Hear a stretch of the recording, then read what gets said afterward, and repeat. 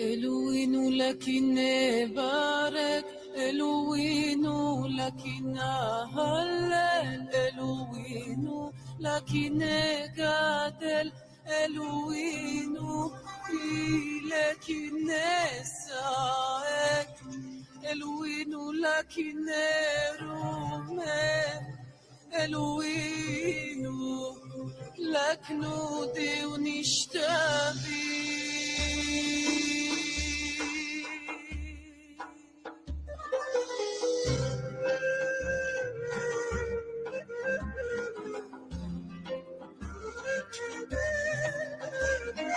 אלוהינו לקי נברך, אלוהינו לקי נהלל, אלוהינו לקי נגדל, אלוהינו לקי נשחק, אלוהינו לקי נרומם, אלוהינו לקנודי ונשתבי אהיה שערי. אלוהינו לקי נברך, אלוהינו לקי נהלל, אלוהינו לקי נגדל, אלוהינו לקי נשחק, אלוהינו לקי נרומם, אלוהינו לקנודי ונשתבי אהיה שערי.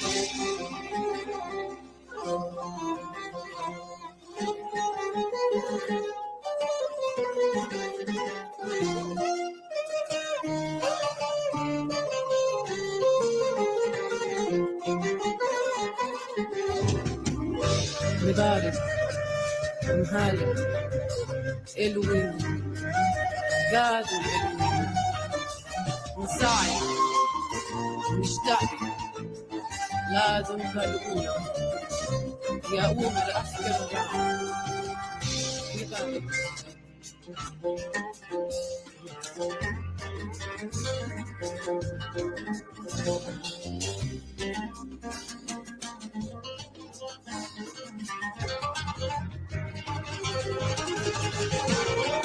אלוהינו לקי נברך, אלוהינו לקי נהלל, אלוהינו לקי נגדל, אלוהינו לקי נשחק, אלוהינו לקי נרומם, אלוהינו לקנודי ונשתבי אהיה שערי. אלוהינו לקי נברך, אלוהינו לקי נהלל, אלוהינו לקי נגדל, אלוהינו לקי נשחק, אלוהינו לקי נרומם, אלוהינו לקנודי ונשתבי אהיה שערי.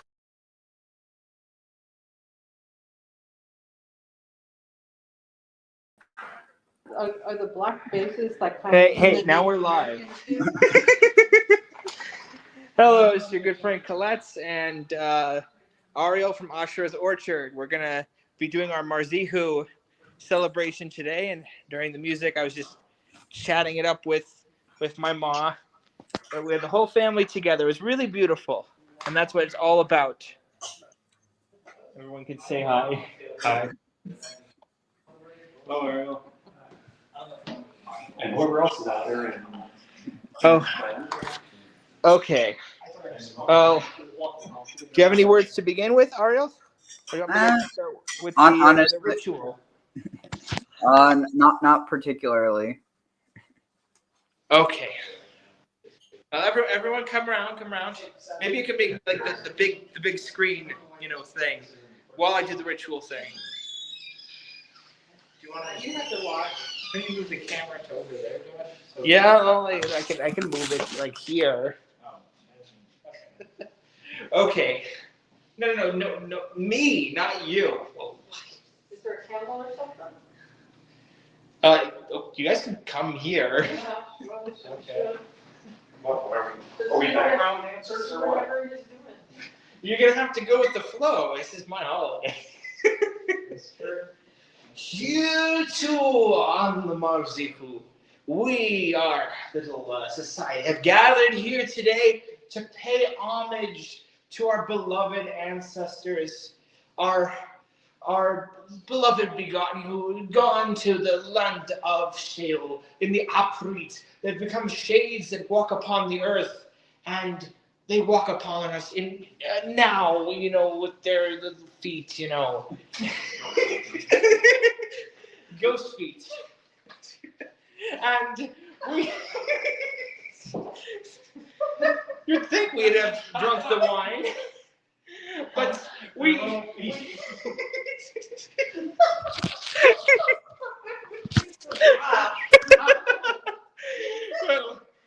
we've all had. Time to go sneaking. I was just there. Okay. So we didn't have any wine. Don't take any of that into account. But we didn't drink, but we feasted. We feasted in honor of the ancestors. We set the table for them. We gave them each a slice of fatling, a carving of kid, seared in milk. Okay, and yes, people don't. It's not like children. We don't eat children here. Goat kid. But on the Marzihu, we offer, our hearts to those who were lost too soon, or those who found their time, and we honor the life that they lived and the life that we were privileged to be given. Everyone has their time. Everyone goes to the land of freedom in the end. But by the grace of Baal, we have our life, we have our chain, and we continue it through that most joyous of thingies, family. Now, family dance time. Bow, bow, bow, bow, bow, bow, bow, bow,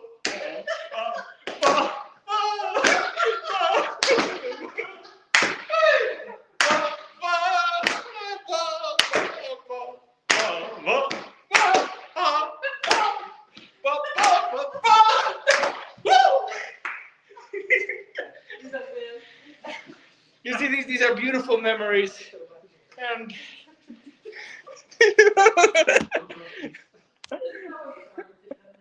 that was too much fun. That's a word for it.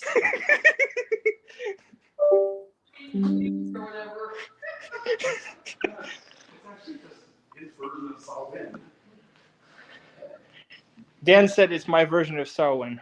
It is. Yeah, it's kind of like the Canaanite Day of the Dead, but I guess this year wasn't super. There were somber parts. We had people that talked about their loved ones and friends, acquaintances, but we accepted them for who they were, their warts and all, and we wished them love.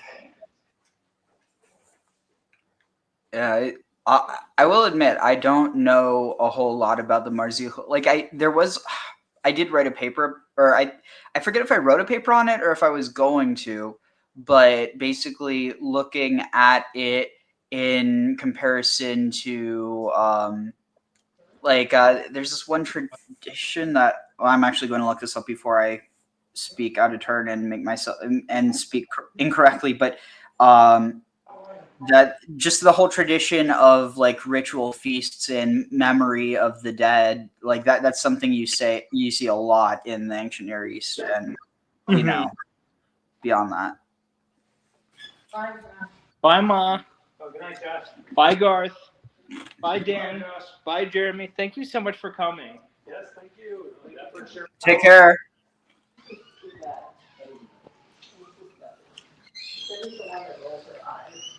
Let's see.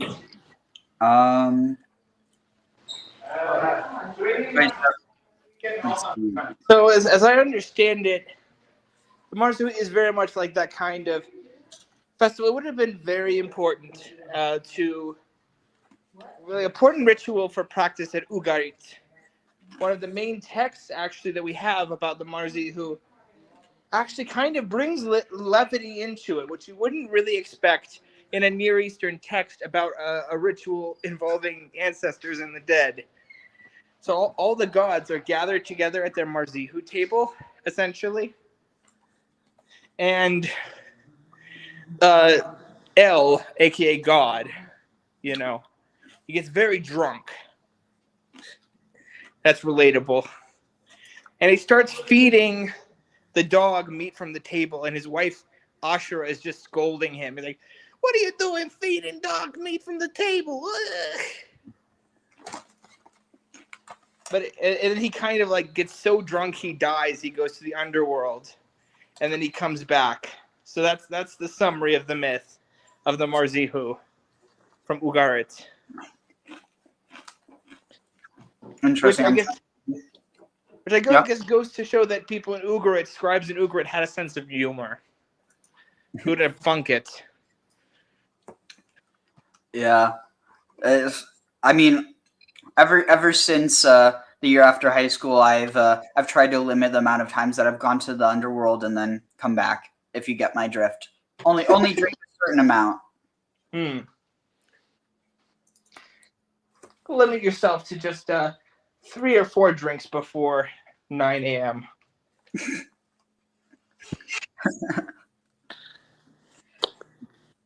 Okay, here I think I found it. Here it is. Here I need to show us first. So wait, is it from the Divine Feast? Yeah, there's a divine feast in the Baal epic, but this is a different divine feast. Although they're thematically related, a lot of Canaanite texts from Ugaritic, it seems like they have like the main story from the Baal epic, and then they'll have like little spin-offs where they'll kind of, get deeper into it, and a lot of them seem almost like humorous or satirical. Or they kind of flesh out the deeper meaning. Like there was a text, I believe, which fleshes out that famous scene where Baal has sex with a cow. Ugh. Because the cow is actually not a cow. The cow is the goddess Anat. Interesting. And of course, the birthing of the cow coitus is the figure of Moshe in the Ugaritic text. Wait, what? Yeah, Moshe. That's Baal's son's name. Wait, what? What? You didn't know that? I think I remember seeing something like Mashu or something, but where's that actually attested? I believe that's in the. Oh, I think it's. Remember which part? It's. I don't think it's at the part where Baal has just died. I think it's the part where Anat goes looking for Baal in. You know what, you know where, you know why in the land of Debar. Mm-hmm. Yeah. Why do we have these running jokes? What's the odds that someone's watching this stream that's seen the previous one? Who knows? Do you have it sharing to my channel? What? Is this sharing to my channel? I'm just curious. Oh, you should be able to. You might have to do that manually, but yeah. I should. Well, let's see. Don't worry about it. Oof. Well, let's just enjoy it on your thing. Yeah. Maybe you can download it and we can upload it later as a video. Yeah. Hey Jevon, how have you been? Happy Marzihu. But yeah, I guess something that I did think was worth mentioning really quickly before I forget. Okay, this is really interesting. So there's only 2 instances where Marzihu or the marzeaḥ appears in the Hebrew Bible. But what's interesting is that this one where it's in Jeremiah, it comes Amos, right. What? I was one in Amos and one in Jeremiah. Yeah.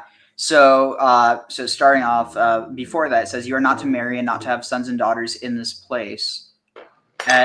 Let's see. I'm guessing it's without context. I'm guessing it's referring to Babylon, but at the same time, it could be referring to. Honestly, I'm not sure. But what's interesting, it doesn't. It doesn't say you are not to marry the women of this place. It specifically says you are not to marry in this place. For thus, Adonai concerning said Adonai concerning gods and daughters that may be born in this place, and concerning the mothers who bear them, and concerning the fathers who beget them in this land, they shall die gruesome deaths.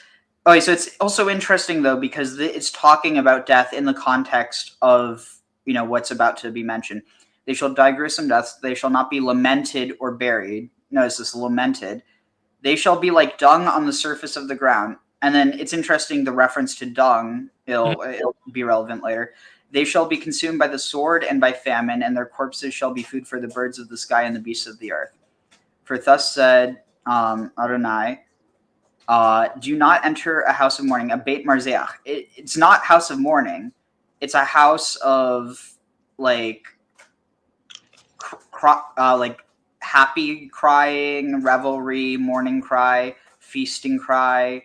But like it's clearly derived from Marzeaḥ, which is a banquet. In a Phoenician context, you also have it. Oh, this is interesting. Marzecha in Aramaic, it's very close to in Ugaritic, which is Marzihu. So it says you are not to enter a Beit Marzeah. Do not go to lament and to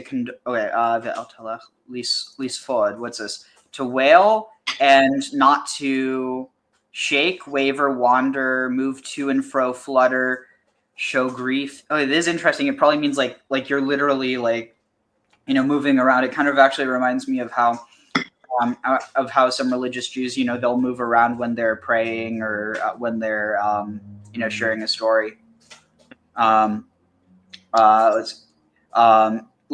So, okay, this is interesting. Who is them in this case? I'm guessing this is reference to. Well, this is in the late First Temple period. So Judah after Israel has fallen, basically. Maybe even but before Judah fell, right? I think so. Yeah.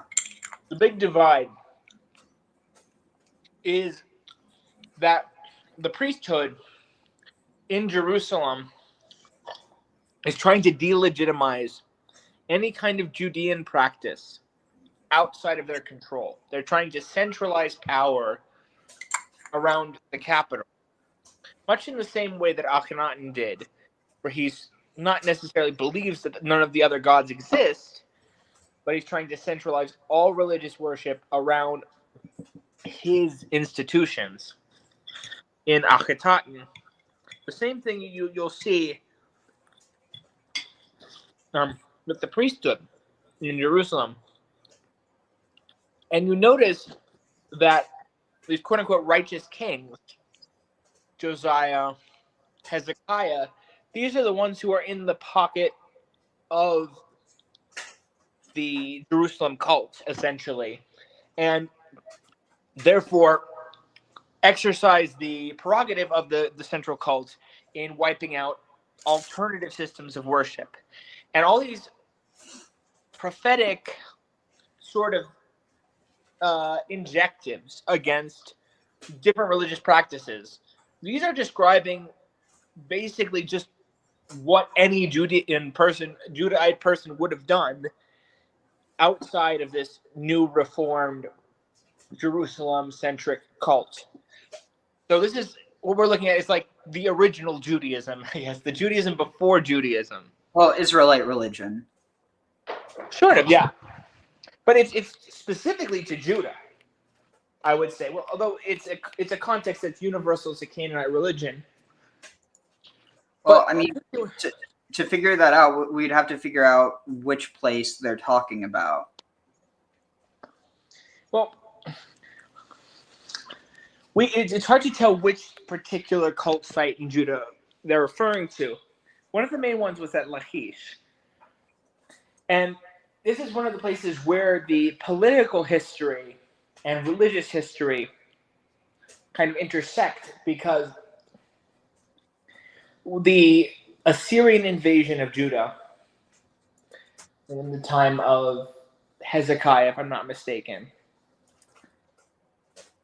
they basically waltz through Judah, and they don't encounter any meaningful resistance from the Judahite monarchy.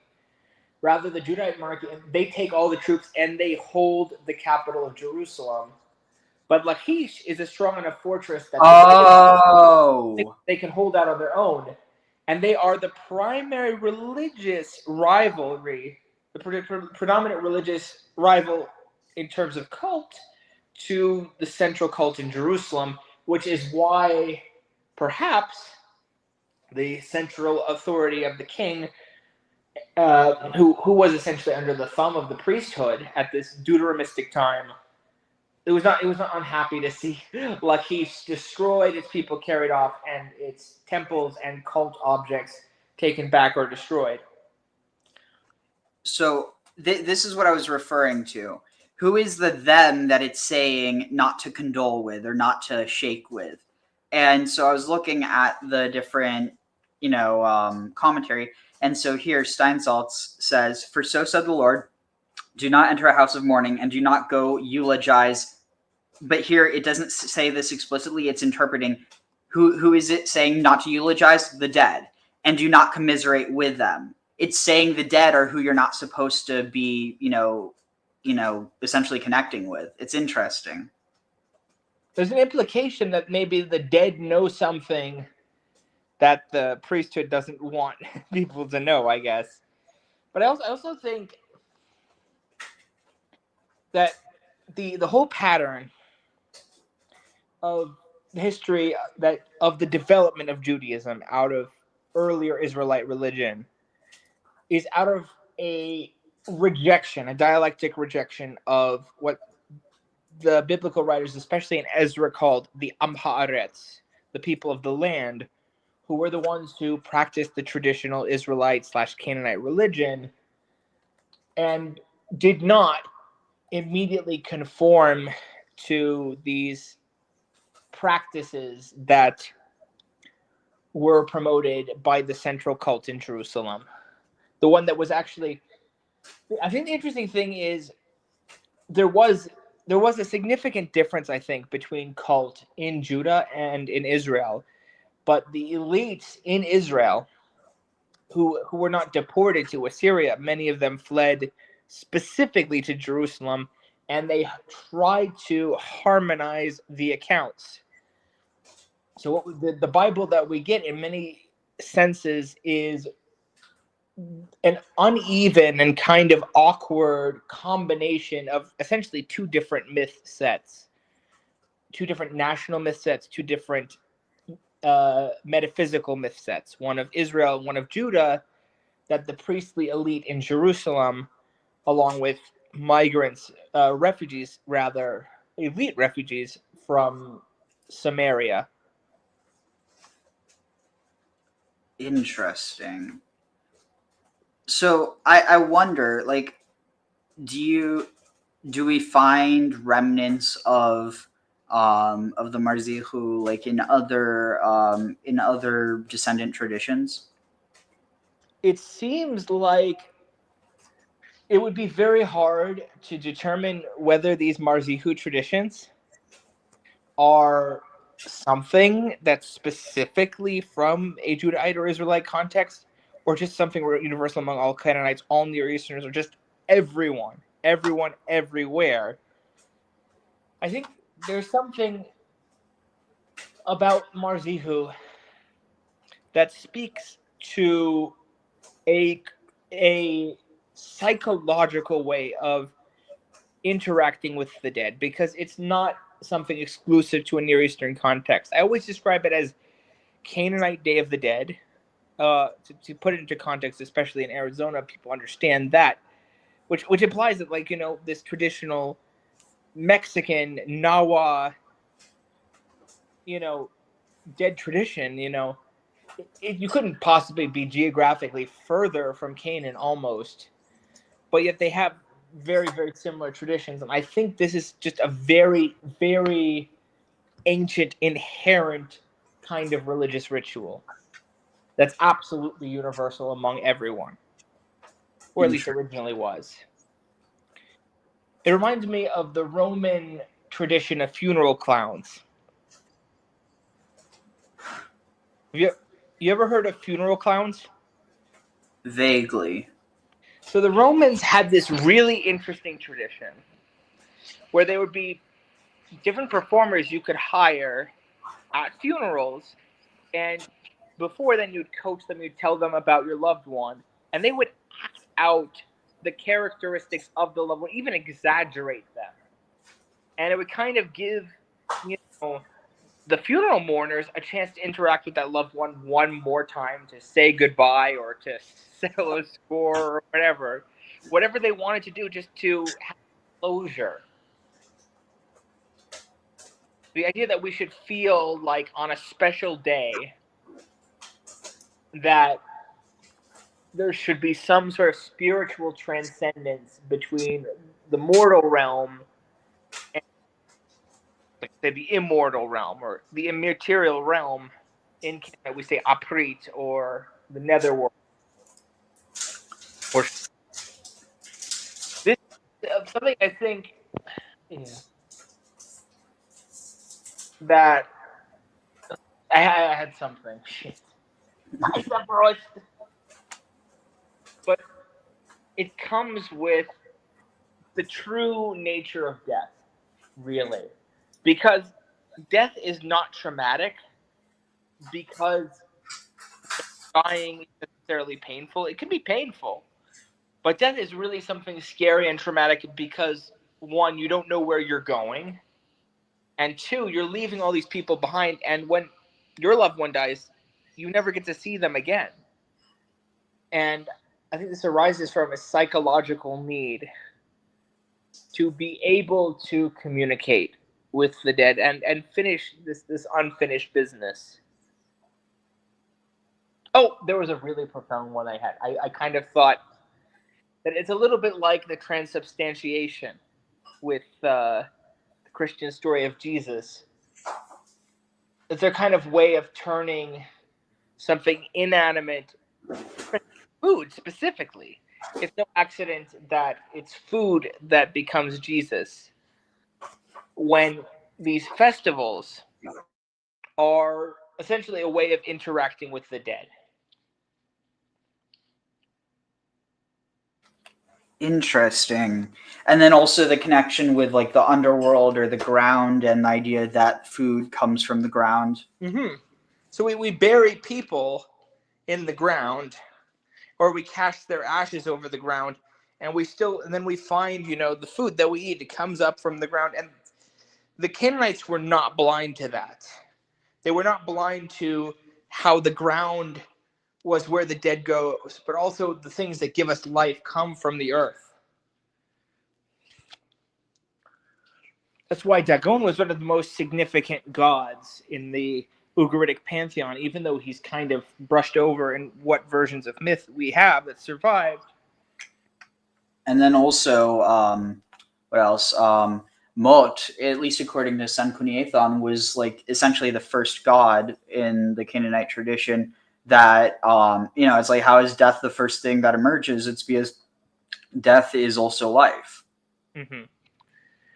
The most profound thing, actually, about Canaanite religion, or the most pertinent thing, is that it offers an answer to the question of immortality that doesn't require any sort of divine intervention, let's say. Baal overcomes death not through violent battle, although he does battle with Mot in the end. He eventually comes to terms with Mot with a compromise that El settles between the two of them. But Baal overcomes death not through fighting, not through battle, but through life, through lovemaking, and through essentially reproduction, building a family. And it's no accident that Mot challenges Baal during a feast.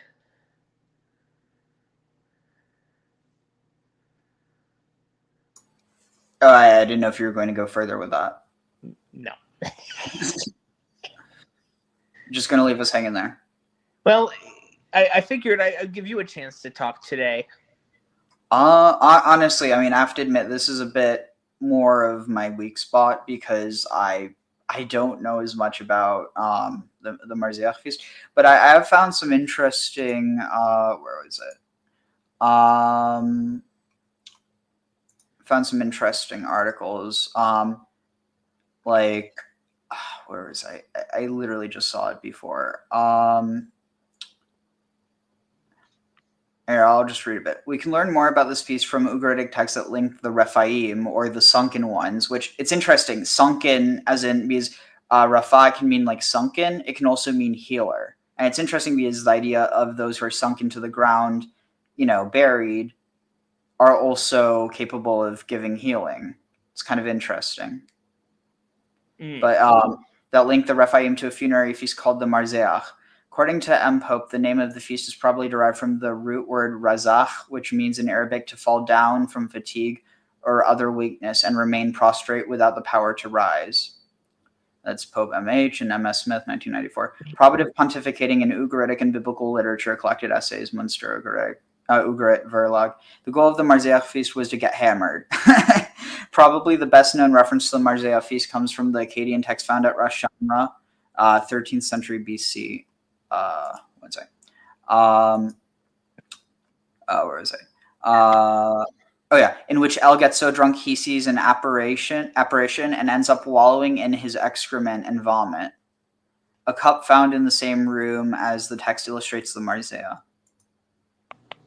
So is this supposed to be El? What is supposed to be El in that artwork? Let me zoom in. Take a look. I think it really doesn't make any difference if it's El or not. Let me kind of give you my impression on this.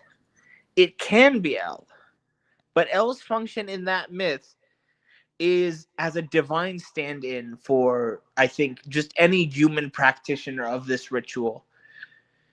I think one of the things that surprises people about Canaanite mythology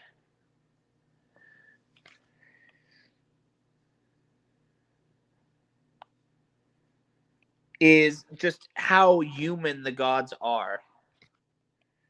Rather than being somehow, above humanity, they take the form of doing the same sort of rituals that humans have, almost as if, well, there's us and we have our gods, but then the gods have gods above gods, like it's turtles all the way down, to borrow a phrase. I'll just say, there's a god's god. Well, I mean, if you think about it, why else would that term God of Gods or King of Kings exist? It implies that there is a rank above. But I think the idea is it's something about understanding that you're not at the absolute top of everything. Because obviously when Baal is resurrected, it's seen as miraculous even by the other gods, even by El himself, God with a capital G. He had to have a vision from somewhere that was beyond their divine realm to be aware of the miraculous resurrection of Baal. And I've heard people interpret it as like a meta divine realm that kind of like defines what is supposed to happen, or even like the Neoplatonic concept of the one. And I think it's no accident that Neoplatonism was very, very popular with the descendants of Canaanites. People like Porphyry and Iamblichus and the like, because it seems so informed by the layered way that I think Canaanite people saw the world, or rather Near Eastern people, Semitic people saw the world. Yeah, I definitely think that there's probably a linguistic element there. Also, because I mean, even if you look at like Neoplatonism or even certain elements of like Pythagorean tradition, like a lot of these originally do come from further east than Greece. Yeah. Well, like Neoplatonism is kind of like a combination of, well, Platonism, but much more influence from Pythagoras and from Stoicism, which are traditions that at their root are Semitic traditions. The founder of Stoicism, Zeno, was well known for being a Phoenician, and they're famous in the Western tradition because these are the individuals that interacted with the Greeks, and by accident of history, it's the Greeks whose records survived. But these are like, it seems like penumbras of a much older Semitic and Canaanite, uh, Egyptian and Akkadian and Hurrian philosophical tradition that long predates any Greek involvement in philosophy, and has a lot of depth to it as well. Yeah, and what I find kind of interesting is there is a way in which you could read these, quote unquote. And again, because of the whole idea of like what we mean when we say God is very different from what ancient peoples meant. And again, it's not because it's like not the same, but just because there are nuances that we don't use anymore. But but it does make me think of this whole idea of kind of similar to Hinduism, how you have this idea of Brahma, but then there's also a bunch of lesser gods that are like not even comparable to the ultimate reality, the ultimate divine reality, but like there's still the acknowledgement of both of them at the same time. And then in that same lens you have certain gods that are seen as bad, certain that are seen as good. And I think that really, if you were to make a comparison in the monotheistic Abrahamic traditions, that would be similar to the angels and demons, and in some cases even like these heroes and figures that end up becoming larger than life, whether that's something like Samson and the clear connections to the sun, like literally Shimshon means little son. You have you have clear examples like trying to think, it's escaping. Oh, like so there's one where it's not like such a clear example, but like the parallels that exist between David and Demuzid, and like even the like similarities in the name as well. I'm trying to think. There's another one that's oh well, I mean, I think the biggest explanation, or wait, where was I going with this? Sorry, I got a bit scatterbrained. That oh right. I mean, even just look at it. Shamgar ben Anat. You have a hero, a judge of Israel, who his name is Shamgar. He's actually very similar to Samson. He ends up using, I think, is it a ox goad or like a donkey jaw or something to beat a bunch of his enemies to death.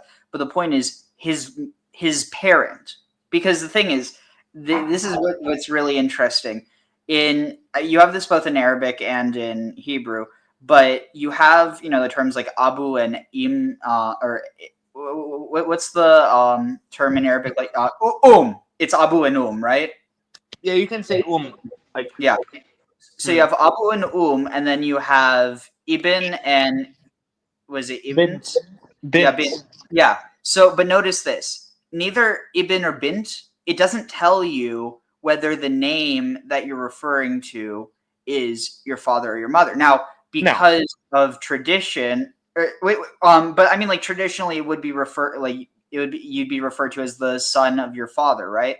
But it would always be the more important one, and because most societies were very misogynistic, it would almost always be the father. But sometimes it would be the mother if the mother was a more important figure. So yeah, I mean, like there's literally an example here where here, let me pull it up. Shamgar. I mean, and what's fitting is that his typology even matches that of a knot. Let's see, what is this? Hero kings give ear, O potentates. I will sing. Will sing to God. Will him the eternal, the God of Israel, O God, when you came forth from Seir, advanced from the country of Edom, the earth trembled, the heavens dripped, yea, the clouds dripped water, the mountains quaked because of God. What? Yon sign? What? I don't even know what that's saying. In the days of Shamgar, the son of Anat, in the days of Yael, caravans ceased. Now, what's interesting is Yael also fits the typology of Anat. Like she literally ends a general by putting a tent peg through his head. Let's see. Okay, now notice this. In the days of Shamgar, son of Anat, in the days, so it's talking about in these days. In the days of Shamgar, son of Anat, it's saying deliverance ceased in Israel. So notice this. It's basically implying that something was happening. And again, this is being written from a certain perspective, but essentially that there was something wrong happening. And that's why it's, why it ceased. And it's basically implying that Deborah was the one who turned it around. But notice here, when they chose new gods, the thing, though, is that what does that mean? Because if they had been worshiping that since ancient time, it's one of those things that it's tricky, because if you read it from this perspective, you're going to be given, 100% this is what was happening and this stuff was new. But in a lot of ways, it's actually very similar to the notion in Islam, how like Islam has existed since Adam and it just got corrupted. And so that's why it had to be reintroduced by Muhammad. Yeah, that's the irony. It's like the Muslims think that the Bible was corrupted to be more polytheistic when it was quite the opposite. Actually, the Bible, they systematically removed the polytheistic references as much as they thought that they could get away with, or it's quite the opposite. So look at this. So it's talking about the leaders of Israel, and it says they ride on atonot, on donkeys. Like just the well, and not even that, because there's a chamor also means donkey. Aton means a she ass. It means a she donkey. Yeah, so like what Ashura would ride on. Yeah. So like it's very clear that even within this, anti-polytheistic text, there are notions that parallel with it. And the thing is, whether someone wants to say that it's because there is a connection, or whether they want to say it's because it's a shared cultural motif, like at the end of the day, I think it's kind of hard to say for certain, even though it's kind of like, I don't think it's one or the other, if that makes any sense. Also, apparently, and I mean, it just goes kind of to show how the mythology and like the barriers between different cultures were very lax. Apparently, I need to find a source for this, but apparently there was, I don't know when the earliest reference to this was, but where people were trying to say that the House of Barca was connected to Barak. But I wouldn't be surprised if that's just something that people in modernity said because they noticed the shared etymology. Yeah, well, I mean, that's a very, very, very, very common. Given how many times thunderbolts have come up in the Greco-Roman tradition for different rulers as titles of different rulers, I don't think it's at all difficult to accept that independently in the Semitic tradition there would be multiple with that. Yeah. For example, Mhm. yeah, like in the Hellenistic tradition, there's Ptolemy Koronos, which means thunderbolt. But that title was used pretty frequently by virtue of it being really badass. People in the past were not really super sophisticated. They'd repeat the same things. Oh, one eye, monophthalmos. Wait, wait. Doesn't that just mean one-eyed? Yeah, one eye. So, like, people in the past were not very creative. Semitic people doubly so. For example, at least 3 towns in the Levant were named Kadesh. The one in Syria, the one in the Negev, and one in Galilee. So, and of course, there's Qartadash, which is in Tunisia, and then there's the Qartadash, which is in the nowadays Cartagena in Spain. I think people try to read too many connections into different people who have essentially the same name because, frankly, people in the past were not that creative. Not everyone had to have a creative, unique name. I'm sorry, you're telling me that we're any better now? I'd actually argue we're worse. No, I'm not saying we're worse. Of course, just I am. more people are known from Canaanite sources. Although I will scorn Carthaginians because they make the historian's job so hard. How many Magos, Hanos, Hannibals do we need? You know, too many. How many Too Bob? many of them. How There's many too Bob? many Hanos. How many Bobs, Johns, Peters, and Franks do we need? I haven't seen a lot of Bobs. Occasional John, occasional. I don't know any Bob Peter. the Builder. Bob the Builder. I mean, like, Bob became a joke name, but then people stopped naming their kids Bob because it was too generic. But in the ancient world, people were proud of how generic their name was. Oh, I'm another Alexander. I'm another Jason. I'm another Achilles. How many? It makes life so hard for historians. Like, and there are many, many times when it's easy to conflate two different historical figures who lived at the same time and had indistinguishable names. And had like kind of like similar vibes going. Ooh. There's a limit to the etymological interpretation of history, is what I'm saying. Here, this would probably be kind of relevant because this addresses the Rephaim. How much this is. Much of ancient literature which revels in tales of death, surviving heroes, monsters, and a wide range of monstrous demons. The Hebrew Bible or the Christian Old Testament, the largest extant library of Israelite literature, is remarkably terse in this regard. While oblique references to supernatural creatures, sea monsters, wilderness spirits, or even the ever popular Nephilim are peppered throughout the text, with more reference to Satan, perhaps also the poorest understood Rephaim. This is, at least in part, the confusing appearance of these beings in Israelite literature. At times, powerful warriors of monstrous size and appearance locked in combat with Israelite warriors, and at other times, they appear to be ancient heroes or kings in the most remote regions of Sheol, the Israelite afterlife. Even more odd still, their name, at least at first blush, appears. Yeah, so the implication is that they're heroes of old that are called upon, like this is at least my reading of it. They're Rafad sunk down into the earth because they've been buried a long time ago, but because of how, like, the fact that they are like this, goes back into antiquity. You can call upon their spirits in order to get healing or to commune with them. That's the context that I'm drawing from it. But again, the fact that those two roots share, those two meanings share the same root, it could just be a coincidence. Well, there's a series, the magic names, the magical list of names, where they'll just like list a whole bunch of gods for different contexts. Whether it's magic, just straight up magic or sorcery, it's going to be like healing, or even diplomatic treaties. They'll list a whole bunch of gods, just random gods from different places, and it's kind of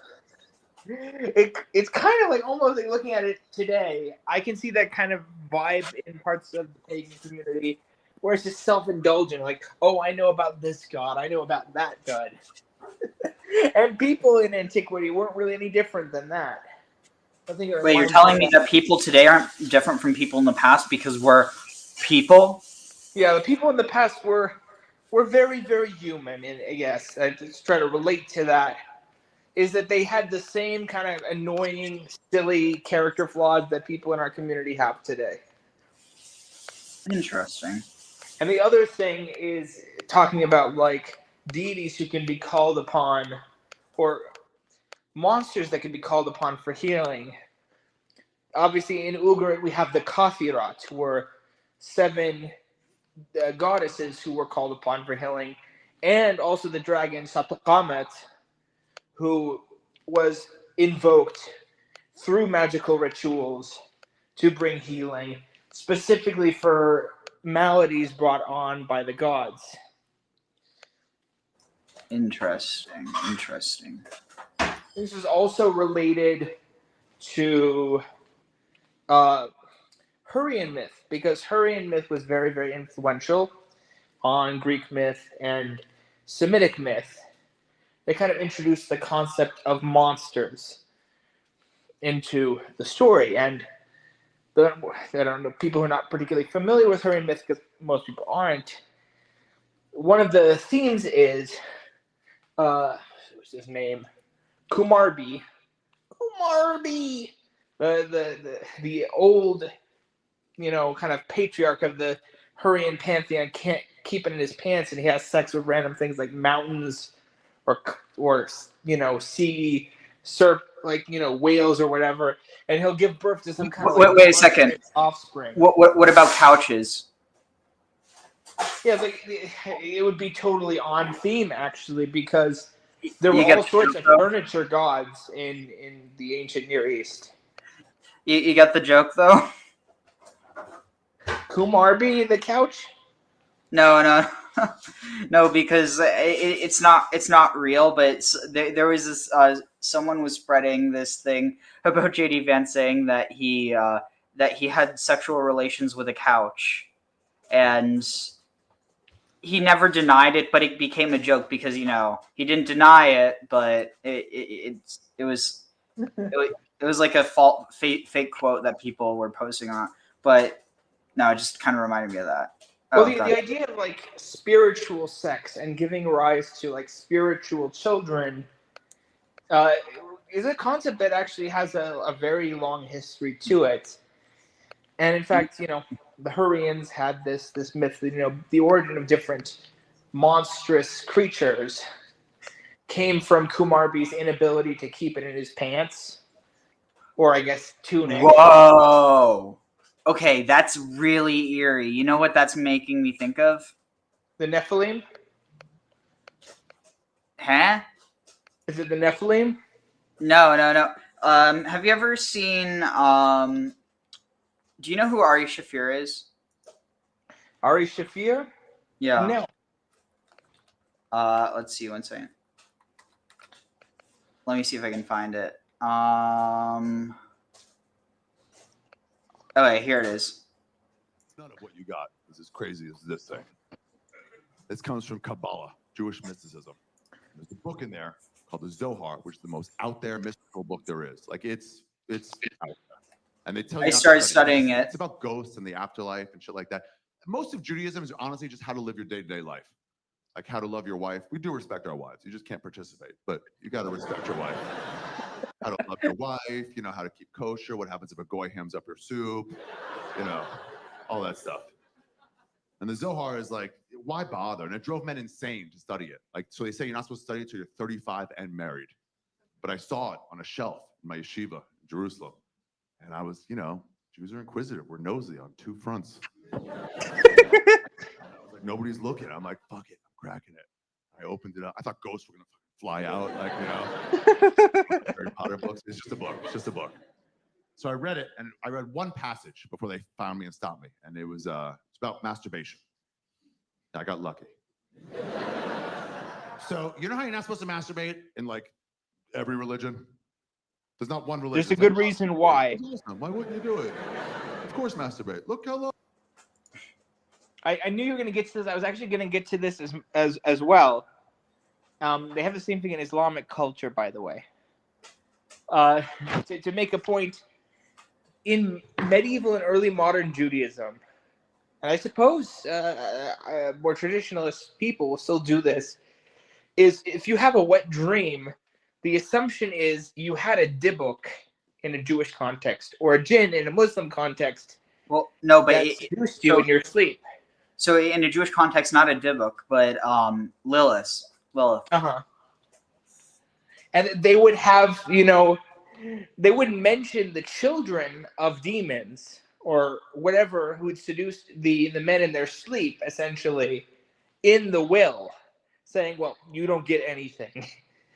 As if they took it as a completely credible part of, life, that you would have your human children with your human wife, and then you would have all the children, spiritual children, produced by all your goopy night splooge. That is a way of saying that for certain. I was going to say it's also there is a tradition that every time that Abraham and Sarah that they not consummate, but every time that they had relations but didn't produce a child, that it produced like souls in heaven, and those are the souls that are like that are in the people who convert to Judaism. So like the idea is that they've always had like that Jewish soul. It just doesn't enter their body until they finally like do the actual full process of converting, which again is its own political thing because different traditions have different standards. But I do think it's kind of interesting because in a sense there's this idea that because also like the 600,000 souls at Sinai or whatever, like there's this idea that they like were embodied in the Israelites at Sinai, but that previously that they weren't. And so in a sense, it's almost like the idea is that the souls of converts are more primordial, more ancient than those who are born Jewish. Mm-hmm. Well, I think that they must have had to do something retroactively to explain why converts tend to be so much more zealous than, born believers, I guess. Interesting. And for Judaism in particular, the legacy, the genealogical legacy of Israel, of Jacob and Abraham is so important in legitimizing your Jewishness, that they had to create some kind of like spiritual answer for why there could be Jewish converts.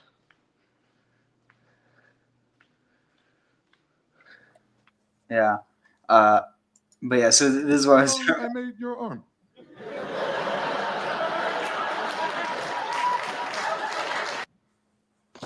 Go for it. Feels awesome. Why wouldn't you do it? Of course, masturbate. Look how long I made your arm.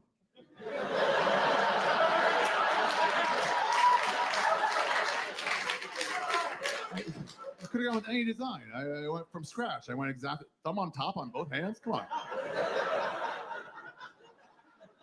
No, don't touch it. Every religion's like, don't touch it.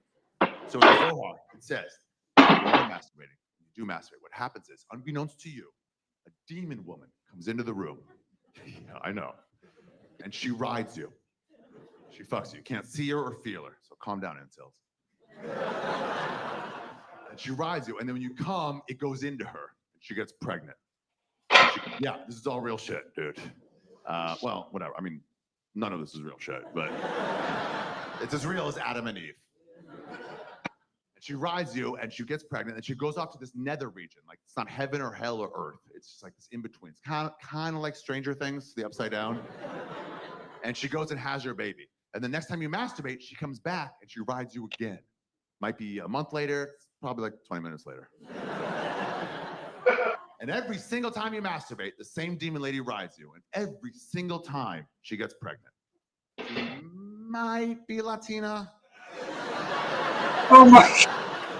Tough to say. They didn't really have that in the Old Testament, but signs point to that's what they were saying. And all through your teens, you're just whipping out these demon kids. Just kids. Through your 20s, kids. These demon kids you have. Oh, and it describes the kids. And they are fucked up. Yeah, not only because they grew up in a single-parent household. Yeah, that can mess with any child. It's worse than that. They're mutants.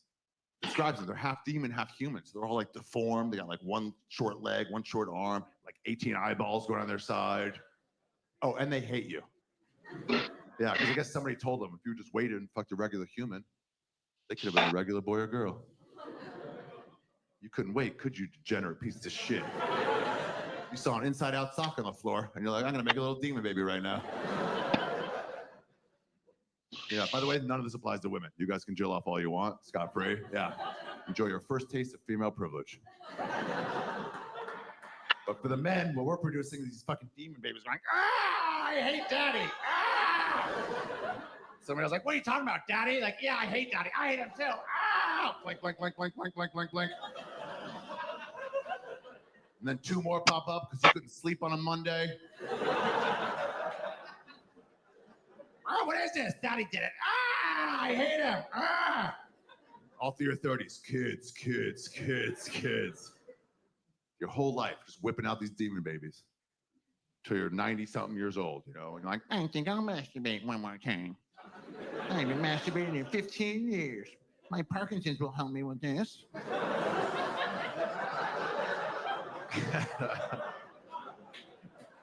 And then you get one drop, doesn't matter, kid. And then you die. Everybody dies, right? At some point you die. You wake up. It's the afterlife. And then you're like, is that the afterlife? I knew it. I knew there's an afterlife. Is that heaven? Can I get in? They're like, well, this is what they tell you. Like, you can come in. Before you do, you have to go meet your kids. Yeah, they make you meet him. And you don't have any kids. And they'll be like,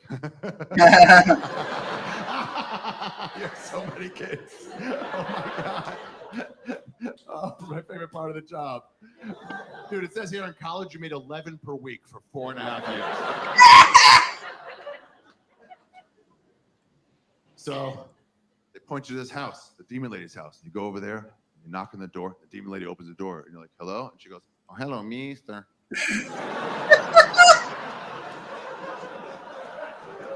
Oh, Mr. Ari, you have to meet your kids?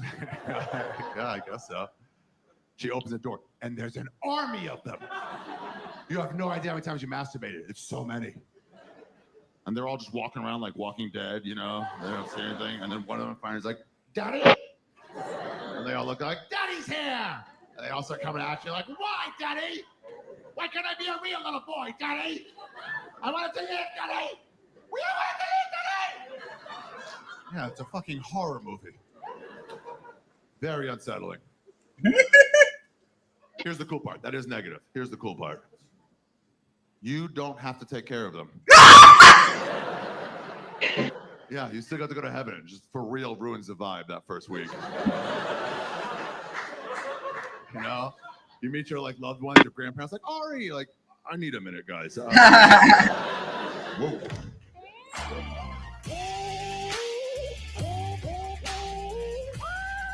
Oh my God, that is so funny. It is really like spot on though, and it's not just a Jewish thing.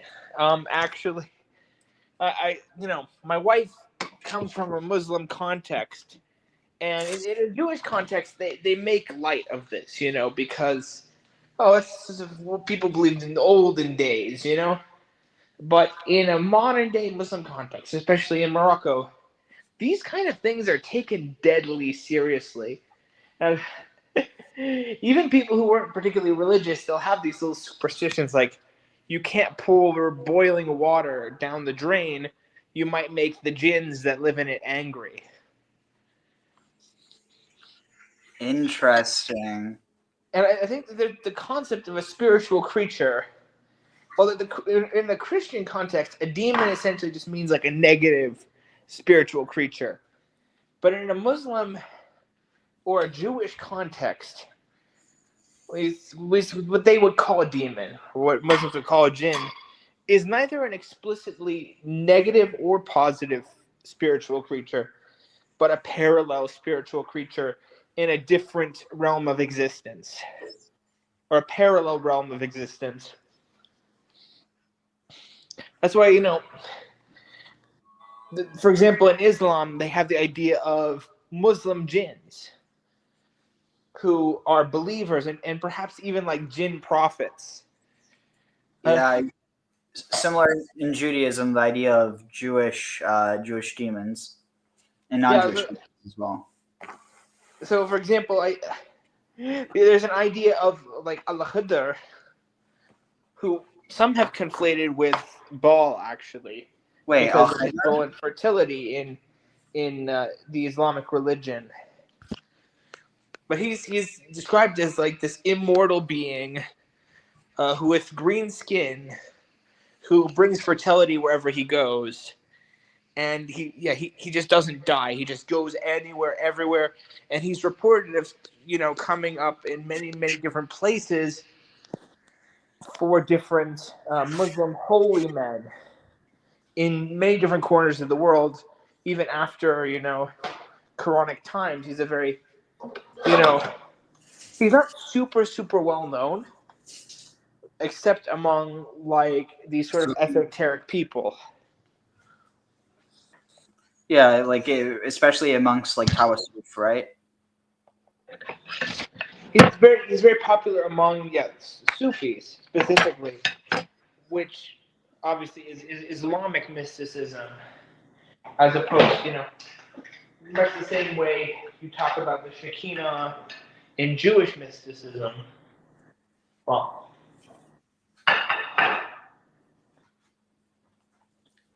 Interesting. the idea of like a parallel realm with parallel beings, almost like a urban fantasy. This may have been the original conception of gods, actually, as being a spiritual world that exists parallel to our own world. That perhaps the gods don't actually exist 100% in our world, but rather in this parallel world, and they interact with it maybe to a certain extent, depending on perspective. Well, at least that's one perspective I've heard entertained. Yeah, it's an interesting one. Means something like the healers or the healed ones. All this combined creates an incredibly confusing portrait of beings mentioned around 30 times over 10 different Israelite texts, more than any such comparable beings. Who were the mysterious Rephaim? In this episode, we'll dive deep into the Bronze Age writings found at Ugaritic, the tomb inscriptions of the Phoenicians, and of course, the puzzling narratives of the Hebrew Bible to better understand these mysterious beings. If you're interested in ancient magic, occult practices, or alchemy, Kabbalah, or Gnosticism, make sure to subscribe. Check out my other content on topics in esotericism as well, including curated playlists. Also, if you want to support my work of providing accessible, scholarly, and free content like this on topics in esotericism here on YouTube for free, I'd hope you consider supporting my work on Patreon or with a one-time donation. You can find those links below, and your support of this channel is the only thing that makes it possible. I really do appreciate your consideration for supporting the channel. But now, let's turn to the mysterious Rephaim, ancient giants, kings of the dead, monstrous heroes, or something else entirely. I'm Dr. Justin Sledge, and welcome to Esoterica, where we explore the arcane in history, philosophy, and religion. I love his intro. Let's make sure we give commentary if we're gonna we will engage with a video. for sure. I think just watching it, that's just plagiarism. But if we engage with his like different arguments, positive, the nature of the Rephaim has puzzled scholars and readers of the Bible for millennia. Even the ancient translators of the Bible to Greek and Aramaic from the original Hebrew weren't even really sure how to. It's also interesting, even though it is so like this is with an aleph, but if you were to replace replace the aleph with an ayin and reverse the order, you'd get a far, which is connected to the earth, to the dust. To earth, let our strong one fall. To the dirt, our mighty one. Interesting. And like even the idea of like, was it dust to dust, ash to ash? The dust that's used afar.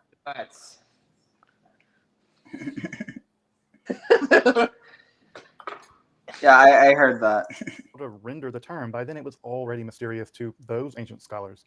Sometimes they rendered it as giants, titans, healers, and in other cases they just transliterated it rather than actually trying to make any translation. That makes sense. Over the centuries, more than a dozen distinct concepts of these beings has emerged. A dozen. From the shades of the dead to powerful ancient heroes, giants, even a specific ethnic group, ancestor spirits, and even to supernatural ancestor spirits positions and more. Of course, the origin of the difficulty lies in, 1, the puzzling variety of the forms that these beings seem to take in the Hebrew Bible, and 2, their very name.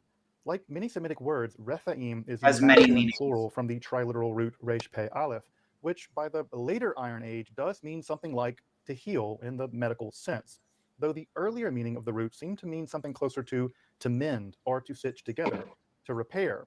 In fact, it still has that meaning in Arabic, Hebrew, and Ethiopian. If one were Really? to travel back in time to wind back the clock to the Bronze Age, the word had an even more broad meaning, meaning something See. more like to make whole, to render intact, thus metaphorically to mean something like to Huh. be perfected, or perhaps best of all, to be flawless, both in a moral and a value sense, rather than in a medical sense. Interesting. What do you take from that? I think it's a good parallel or a good opposite to Anatu, who's the cleaver or the separator.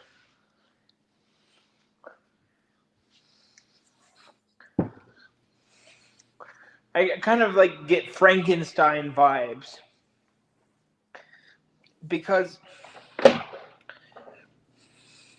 I don't know if you've heard about these stories, but there were incidents in the cosmography of Sekuniathon where Shamuma, the father of El and the ancestor of the gods, who's trying to kill El and his children, basically makes like a golem or a constructed life, let's say. Something that's pieced together, I would imagine. That's kind of what the sense I'm getting from that. Almost, parallel to Kumarbi, the ancestor of the gods in the Hurrian pantheon, who, whether through sexual miscreancy or some sort of Frankenstein bullshit, ends up creating a whole bunch of monsters that his proper son Teshub has to battle with, paralleling the later Greek gigantomachy and titanomachy, which were seen as being distinct, battles.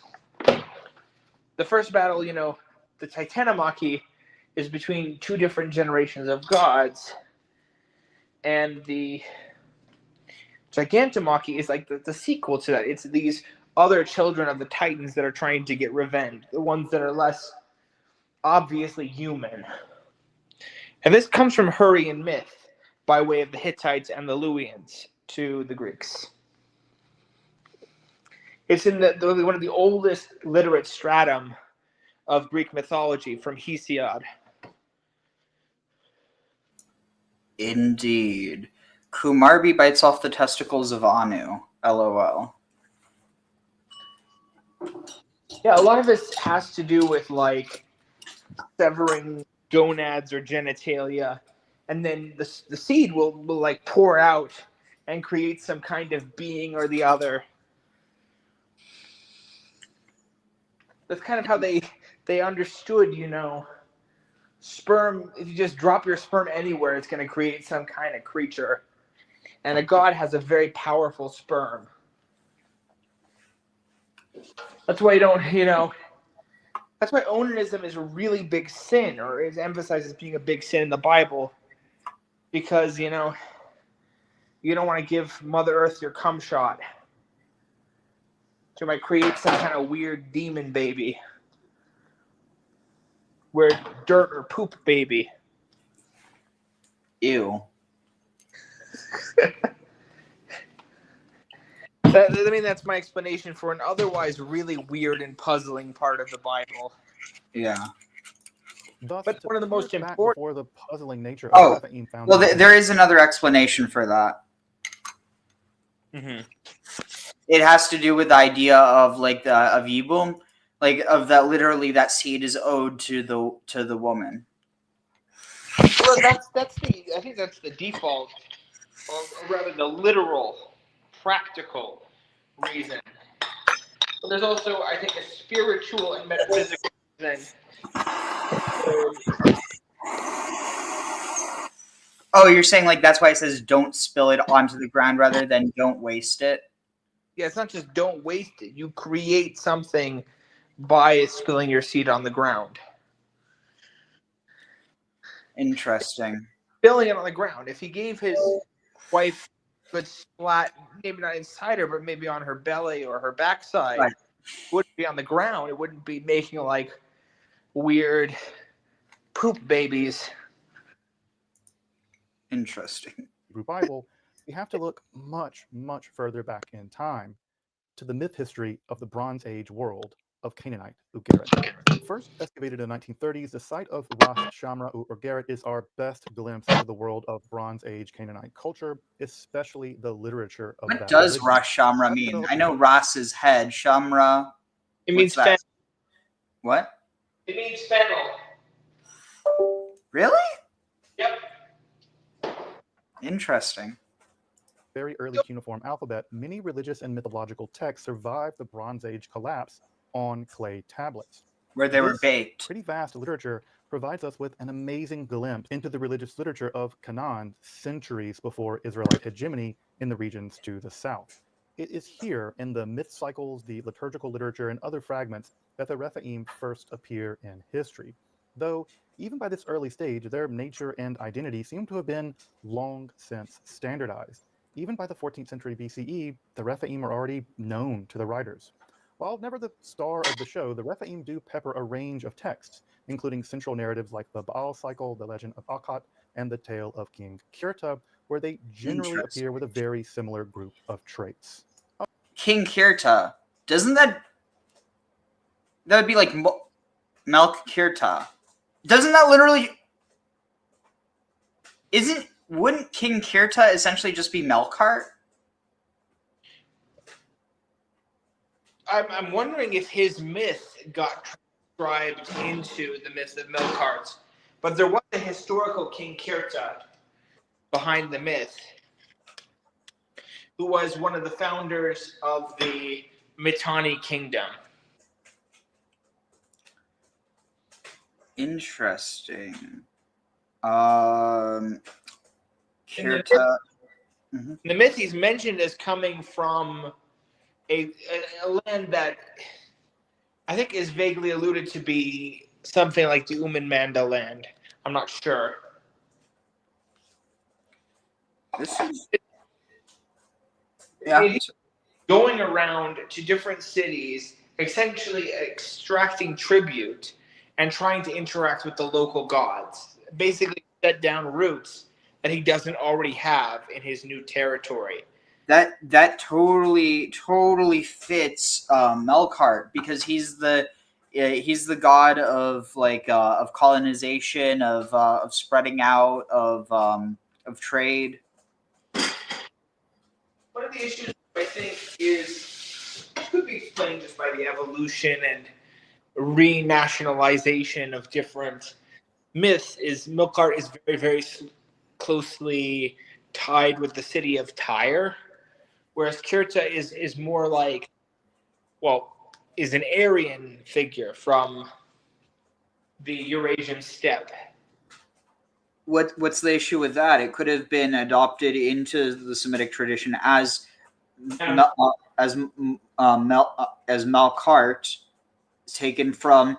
Because think about it, if you say 𐤤𝐤𝐆 in because it's also, what was it, Karet in Ugaritic, or 𝐤𝐤𝐆, but you take 𐤤𝐤𝐆, you take the Semitic word for king, put it in front of it, Molk 𐤤𝐤𝐆, Melkart, easily could have been rendered into Semitic that way.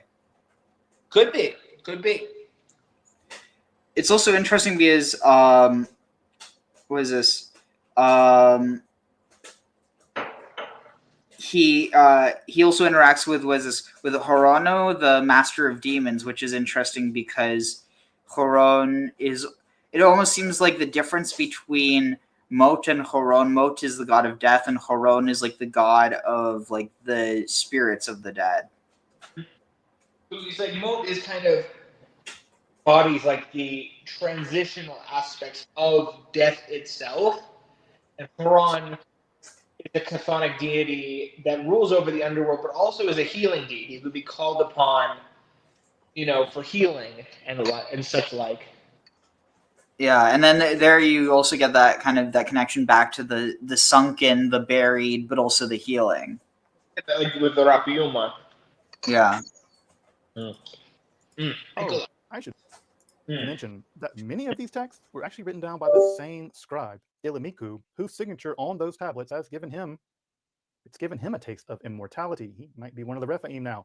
In these texts, dated to the 14th century BCE, the Rephaim seem to be a small set, That's perhaps less clever. than 10, of semi-divine heroic warriors, seemingly the offspring of the chief god of the Canaanite pantheon, the elder god El.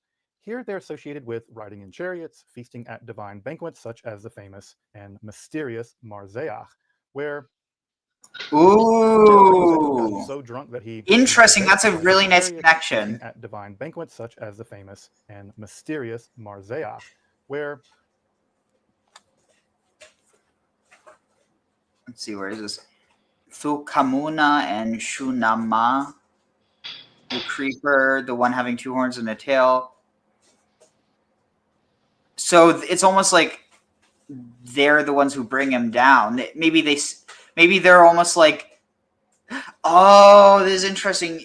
What is that term? Oh my God, I'm blanking. One moment. What is it called when someone who is about to die sees their loved ones? There's what is the term for this?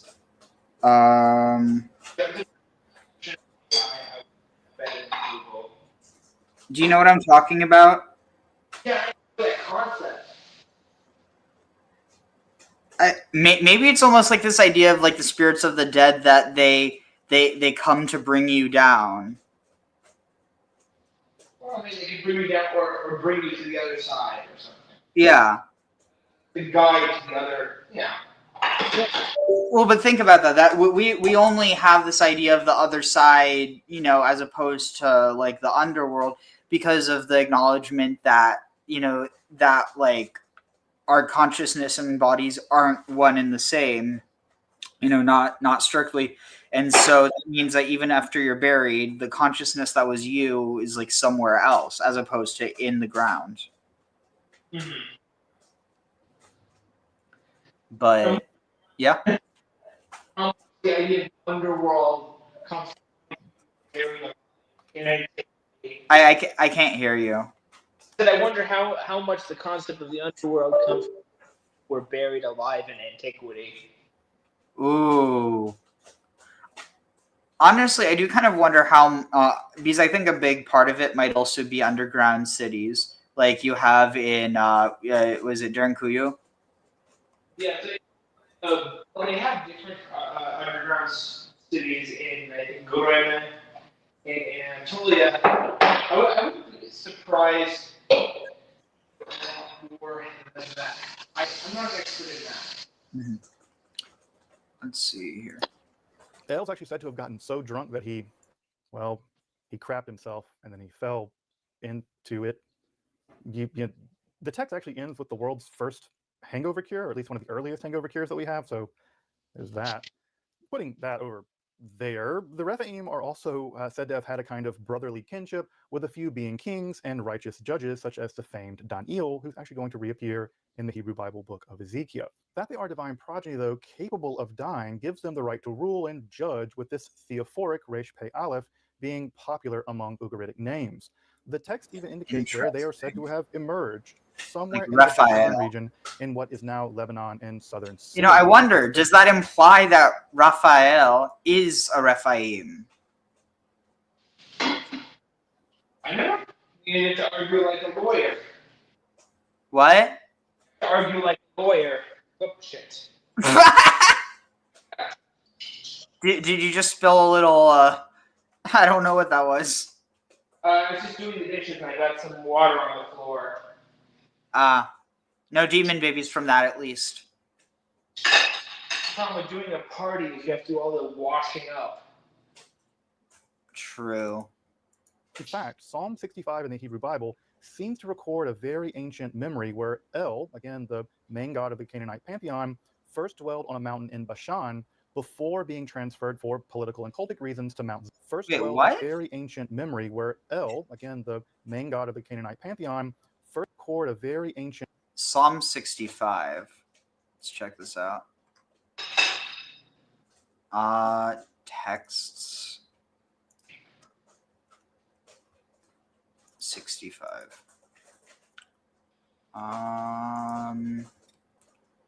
Let's see. Where? Okay, something about Bashan. Did I miss this?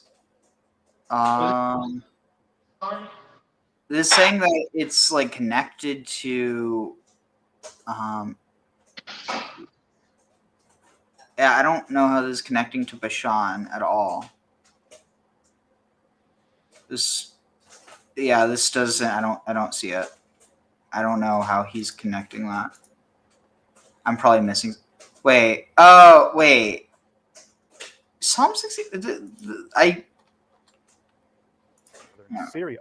In fact, Psalm 65 in the Hebrew Bible seems to record a very ancient memory where El, again the main god of the Canaanite pantheon, first dwelled on a mountain in Bashan before being transferred for political and cultic reasons to Mount Zion in Jerusalem. Indeed, this notion seems to be a reference to the period prior to the time before the fusion of Yahweh and El into a single deity. In a handful of Ugaritic liturgical texts, including a memorial for a deceased king and a coronation of a new king, we learned that previous, now deceased kings actually stand up from their otherworldly thrones to greet now dead kings into the afterlife. Interesting. Thus, it appears that while not all Rephaim were kings, kings may live as the descendants of the original Rephaim and then also go on to dwell with the deceased Rephaim and the afterlife. I'm not completely be a Rephaim both here and in the afterlife. And this probably explains the ultimate origin of the term itself, something like flawless or perfected. In fact, the medical use of the root, Resh Aleph, in the Ugaritic time for medical reasons is actually quite rare. Thus, already in the 14th So how did it? BCE, the I don't know how the transition would have happened. Stable. They were a cadre of heroic, semi-divine offspring of El, their kingly descendants in the Canaanite. Oh, I wonder if this is where the idea of the B'nai Elohim comes from. Like you see what I'm saying? Not the idea of B'nai El, because that's something different. But the idea of B'nai Elohim, like that you see in the Bible, like in the beginning of Genesis. Because one of the traditions that the rabbinic tradition has is that they were essentially these human kings and heroes who had a lot of power and renown. And that fits perfectly with this, from what we know of what the Rapiuma were in one context at least. So, yeah, because what's interesting is, according to this, Rephaim originally had a context more like Elohim, because Elohim comes from the root El, which has to do with power and strength, whereas Rapha had to do with flawless. So, like, you could easily see how the two could have a similar connotation of divinity.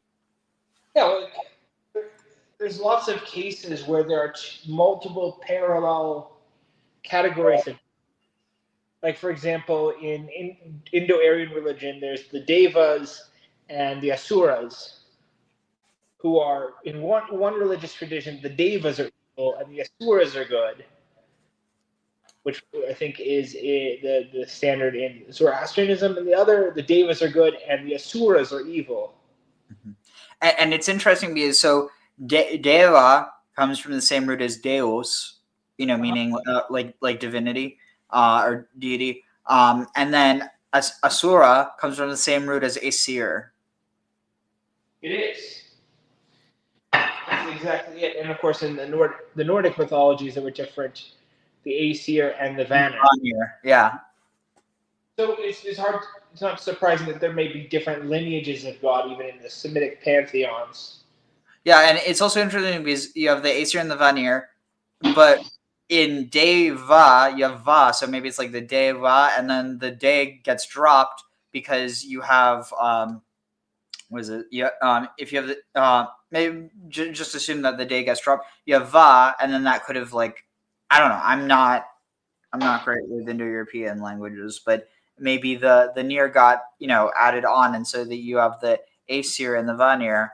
Because yeah, asura, you don't actually have the ear, so it's possible that the ear got added to both. So it was like you have the asar ear or like asir, and then the deva, and then that just gets vanir. I don't know. Super speculative.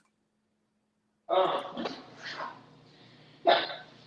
Oh, we shouldn't assume it's separate after all, because the Iranian tradition existed in the Near East, and of course, the Mitanni, they were essentially just, they have the same deities as the Vedic pantheon, but here instead of India. Yeah, it's kind of wild. Like you literally have, was it Jupiter and Diospiter or Diospiter? The idea is like there's really just only one religion and many different interpretations of it. Yeah. Dwelled in the Ugaritic afterlife. Phoenician references to the Rephaim, while much fewer, do add just a little to the older Ugaritic conception. Indeed, the appearance of Rephaim, the Rephaim theophoric elements in Phoenician names, is significantly smaller in the Phoenician context, which indicates that the Rephaim were not a substantial aspect of Phoenician cultic life. Though a pair of Phoenician sarcophagi, we are actually warned that anyone who disturbed the bodies within those sarcophagi will not be welcomed by the Rephaim in death. This warning appears to be targeted at fellow kings and other aristocrats who might desecrate the remains of the former king in a bid to establish their own legitimacy. Thus, again, we have the conception of the Rephaim as a special aristocratic cadre of deceased kings. In fact, it seems that by the Roman period, the Rephaim had actually been assimilated into the Manes, at least for North African Phoenicians, those living over there near Carthage. For those that know of the Rephaim primarily from the Hebrew Bible, the most notable elements of the Rephaim in those texts are, well, they're largely missing in this earlier stratus of text. While they can die and endure into the afterlife, most of the Rephaim are very much alive in these in that earlier context. Emek Rephaim, the Valley of the Rephaim, could also be like the Valley of the Kings in Egypt, like a place where very powerful and influential people were buried, and it's like people visit there in order to be in the presence of them. Well, I mean, like all those pyramids and mortuary temples had priesthoods that carried on for thousands of years after these kings died.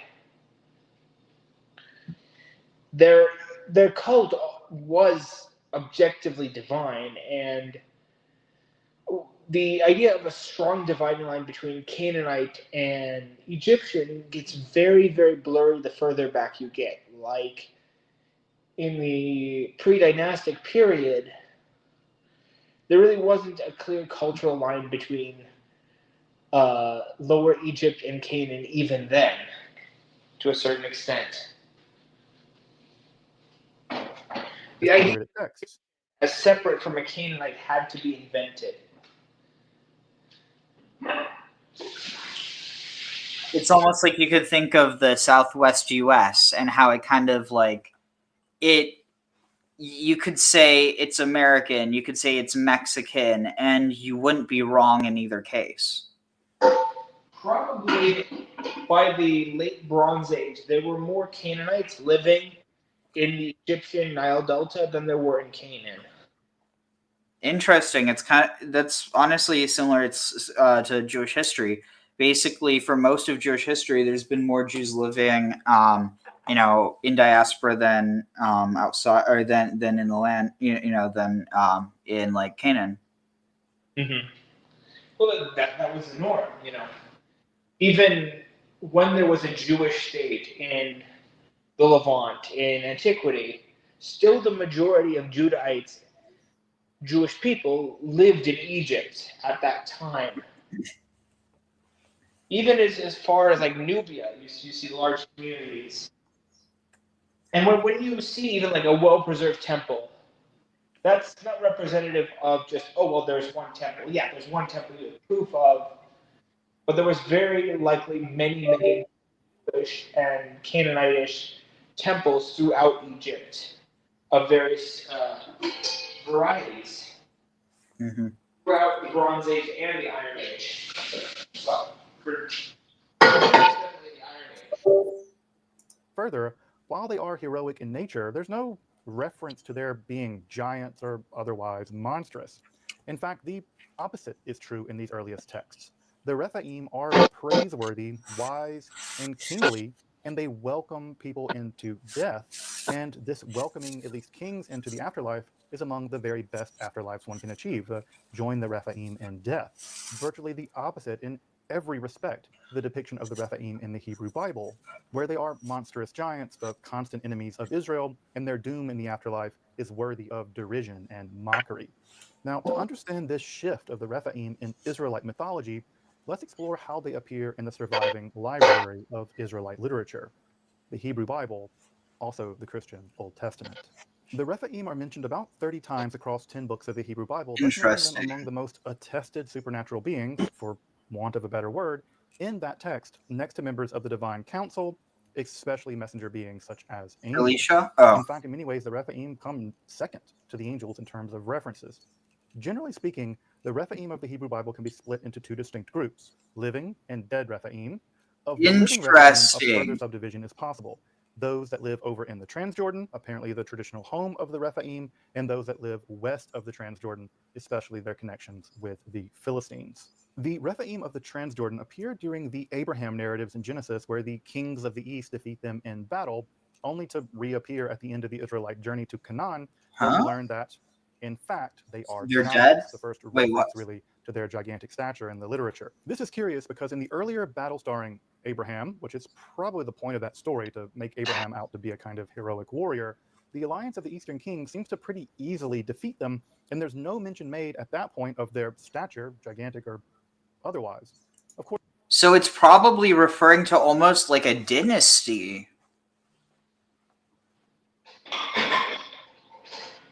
You see what I'm saying? Because that would also explain why they were like, if basically you have like this separate group of people who, they have this tradition that they get like a better afterlife than everybody else, and that could also be why that narrative later got reversed, and it was they're actually the worst ones, because you see what I'm saying? Kind of like a similar idea that a rich man can't get into. It's easier for a rich man to get. Easier for a poor man. Easier for a camel to go through the eye of a needle than for a rich man to get into heaven.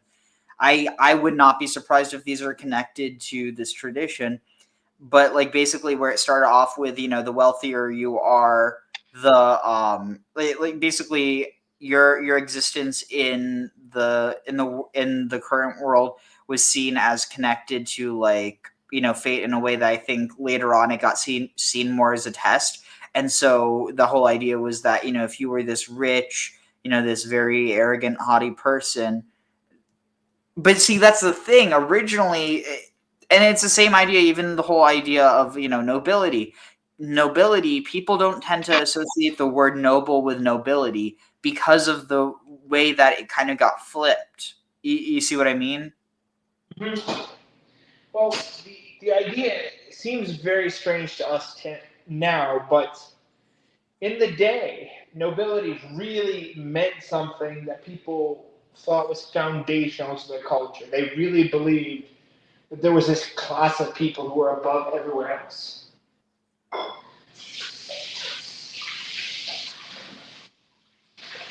It's scary realizing that rich people don't know what to do with their money, and that older people don't necessarily know more than you just because they're older.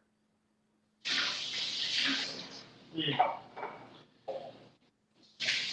Of course, there are other giants mentioned across the Jordan. Famously, there are those that are said to make the Israelites look like grasshoppers in comparison, but they are not linked, at least here, with the Rephaim.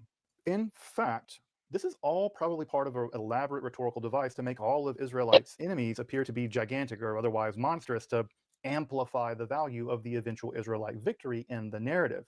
Lastly, we're also told of a specific member of the Rephaim that the forces of Moses encountered and defeated, the king Og of Bashan.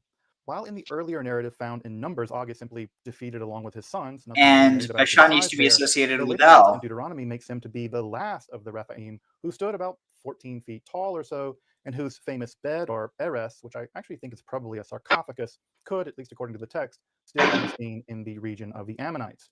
Again, the point of this narrative, like the Abraham narrative, is to make Moses appear as a kind of heroic general, defeating the last of the Rephaim in their own homeland. Remember, Og is king of Bashan, Bashan being the ancient Rephaite homeland.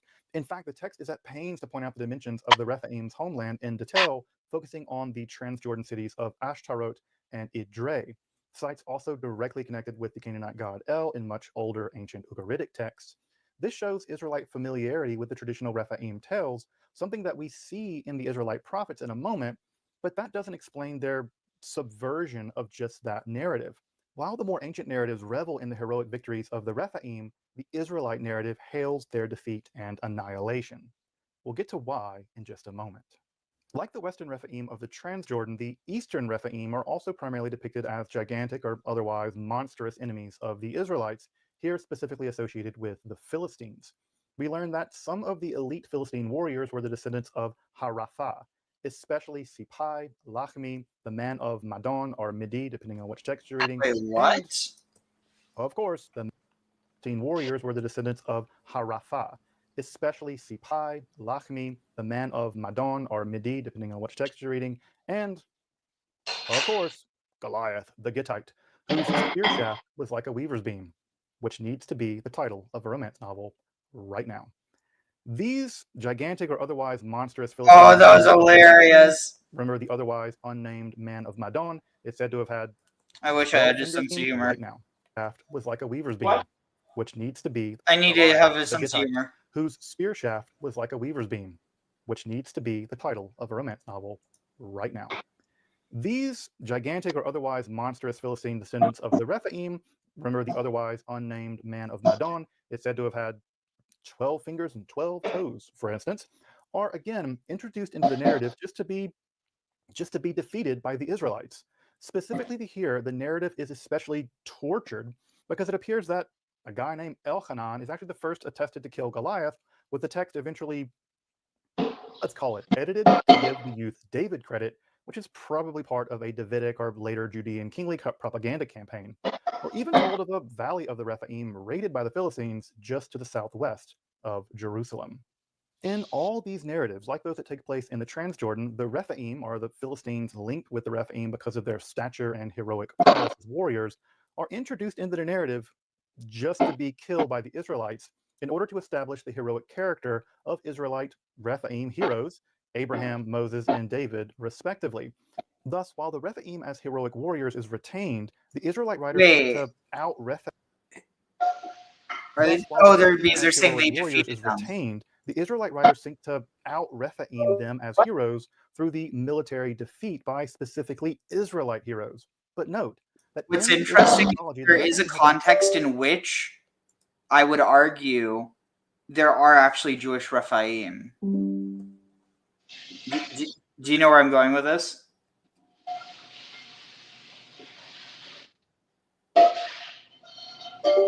Colette? Yes. Do you hear what I'm saying? What I said? There's a context. There's Jewish Rephaim. Yeah. Okay. So, including all the people he just mentioned, Abraham, Moses, and David. And basically, so there's this tradition. I don't know if you've ever heard of it. It's called the Ushpizin. Yeah. No, I've heard of it. Maybe not in that terms. Sorry, what? Not in those terms. No. What is it? So I'm trying to find something that kind of explains it better. Okay, here.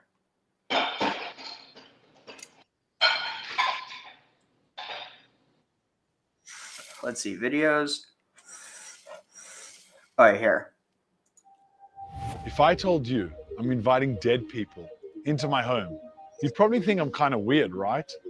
Well, on Sukkot, we have a custom called Ushpizin, which means guests, dating from the ancient book of mystical wisdom, the Zohar. Each night, we invite a biblical figure to bring blessings into our home. What does that even mean? they come back to life and walk through the door, the domestic Eliezer of Kilmarnock explains that what actually happens is they bring a part of themselves through us. You see, with each holy guest, we reveal an aspect of them in ourselves and those around us. The kindness of Abraham, the courage of Isaac, the splendor of Jacob come to life within us. Join me for the next 7 days as we look at each ushpiz or holy guest one at a time, and we see how they come to life through us and we come to life through them. Kindness of Abram the pimp. What? Now let us say the pimp's prayer. Lord, may God bless my hand as I smack some sense into this surly hole. Amen. But yeah, and so the first day is Abraham, then Isaac, then Jacob, then I think Moses, then Aaron, then Joseph, and then David. So it's kind of interesting, this idea that you're welcoming them in. Like, it's not just like, oh, you're trying to embody that. It's literally this idea that they're spirits you're welcoming in to your feast. Well, it's very similar to the story of the Witch of Endor, where I was thinking that as well. they're conferring with the spirit of Samuel. But this is considered a very sinful thing that Saul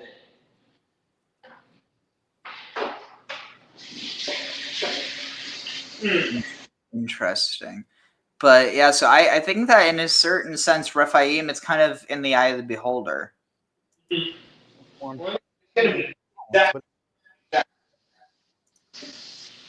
That's somewhat what an angel is. People have a stereotype what an angel is. But if you ask a theologian what an angel is, you're going to find a lot of disagreements, especially if they're trying to be very precise. And especially if they're a Jewish theologian. Fucking Jewish theologians. No, you get the joke because you ask a Jew, you ask, 4 Jews, you'll get 7 opinions. Yep. Frankly, I can give 7 opinions myself. Same. Malevolent giants. How did this come to pass exactly? Well, to tell David the wins. exact Fatality. mechanism is obscure, but it's probably linked with the shift in Israelite mythology from the poly and henotheism of its earlier period to something much more like the monotheism as the texts of the Hebrew Bible are finally redacted, as we have them probably pretty late in their composition cycle, maybe even into the Greek and Persian periods. There seems to have been a shift where all semi-divine beings, including members of the divine council, such as the famous Satan, any divine consorts, like Asherah perhaps, the sons of God, and likely the Rephaim, were either demoted or worse, demonized as the full logic of monotheism was rigorously implemented. In this case specifically, the sons of God, probably literal sons of God at some level in the text, were quasi-divine beings who descended from the divine heavens to earth to mate with human women associated somehow with the famous Nephilim, or the ones that descended, or the fallen ones. This illicit mating, it seems, produced what the text called 𝐤𝐤�𐤆 me'olam anshe Hashem, Wait a the second. heroes of olden times. So it's interesting. So nafal means to fall, but rafa means to sink. So maybe it's almost like the Nephilim. The Nephilim. Wait, no, is it saying the Nephilim gave way to the Anshe Hashem? This is so confusing. Text called 𝐤𝐤ğrim me'olam ones. Oh, the This Giborim. illicit So the mating Rephaim are the is what the text Giborim. called 𝐤𝐤ğrim me'olam anshe Hashem, the heroes of olden times, the men of renown. Very likely a reference to the traditional concept of the Rephaim. In later myths, especially in Joshua, the descendants of these weird beings have somehow survived the flood, by the way, and now live as giants in Canaan as spotted by the Israelite spies.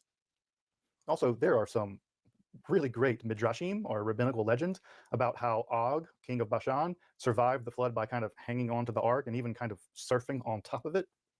Needs to be a kid's cartoon.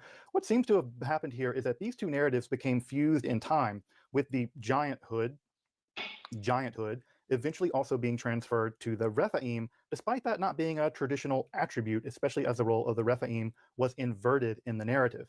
No longer were they heroes to be praised, but heroes to be defeated, thus making their defeat as giants all the more stunning. I mean, it's one thing to defeat Rephaim, but it's another thing to defeat giant Rephaim. You can make them Rephair. Thus, it appears that in the general demotion of quasi-divine elements of earlier Israelite mythology, the Nephilim and the Rephaim undergo some kind of narrative cross-contamination in the giants is just representing the fact that there were a bunch of fossils that ancient people would have found. There was a story from classical antiquity, and I say this because I think classical antiquity is more in the realm of like historical, clarity. It's not super mythical.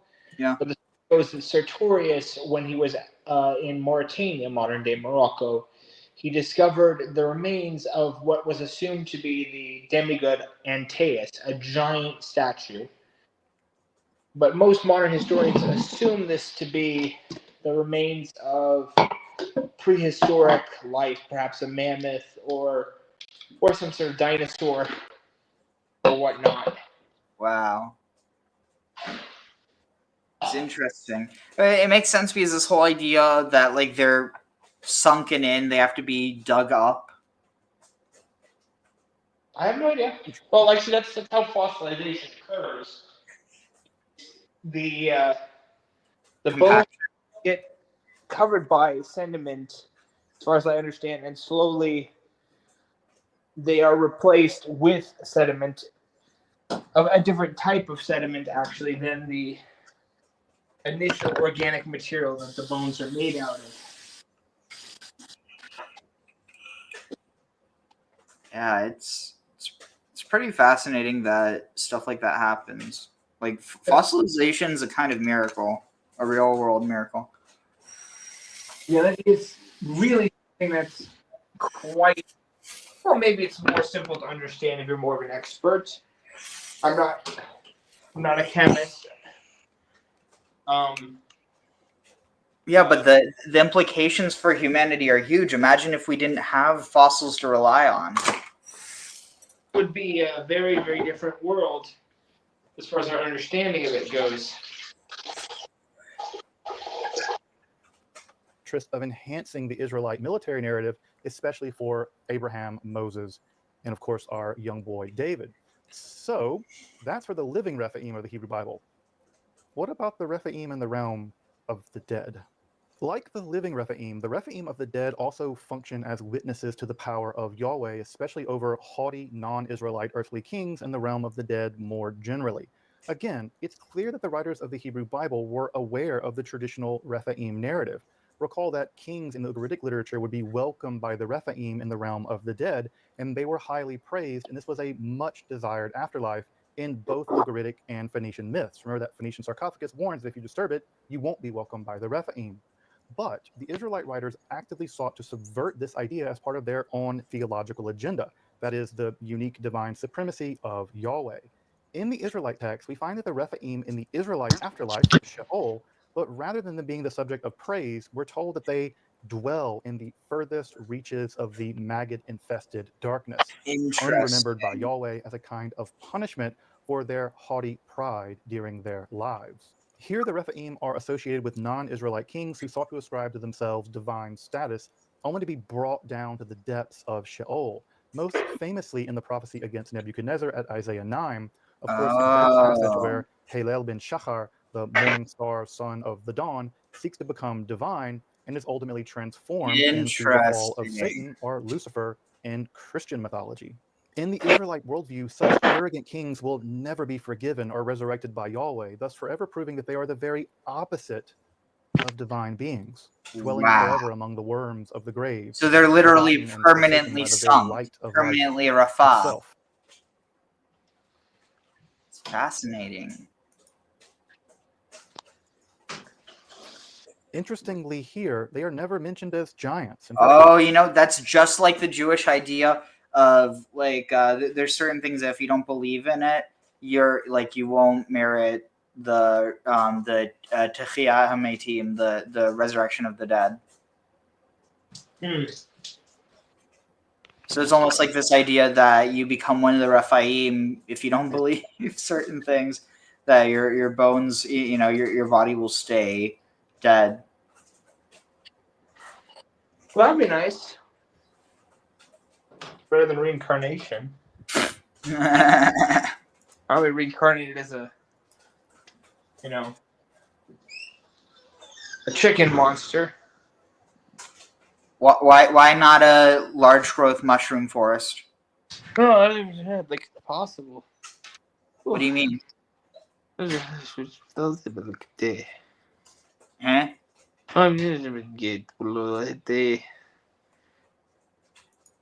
What language is that?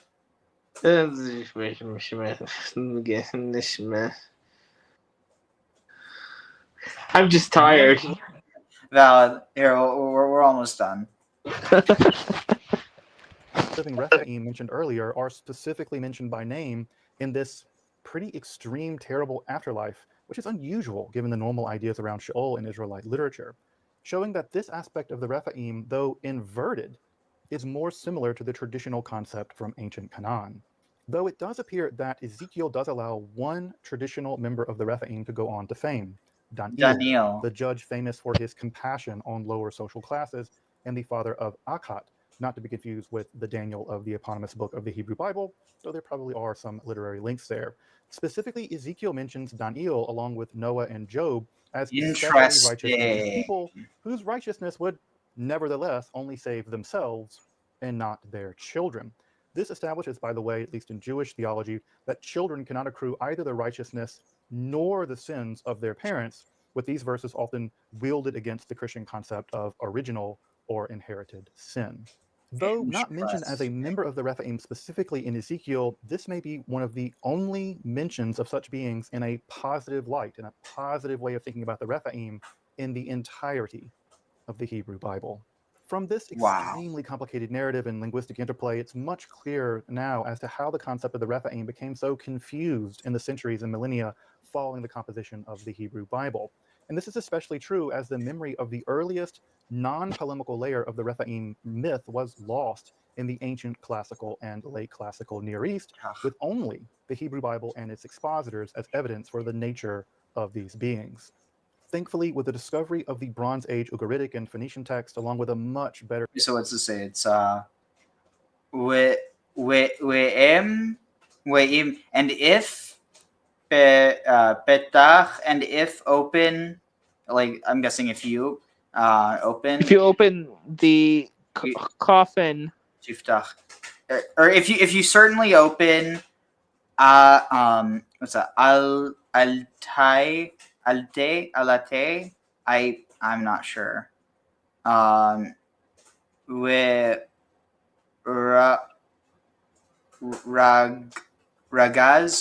Regaz and plunder.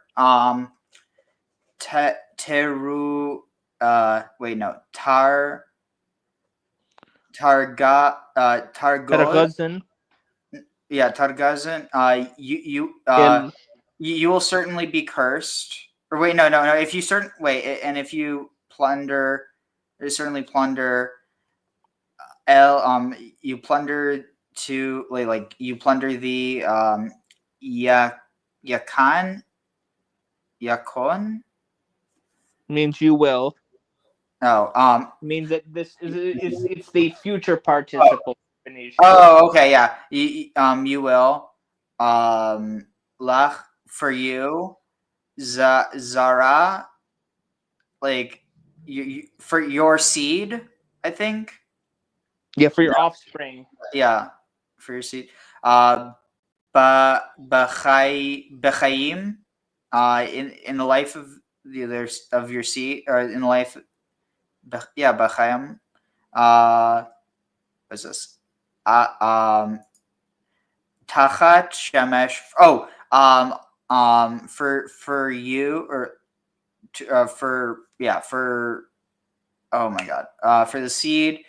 Under the sun. Yeah. In life, all of life that is under the sun.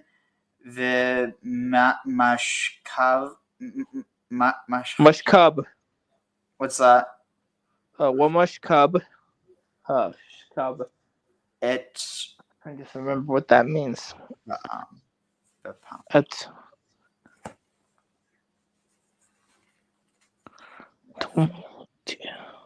If I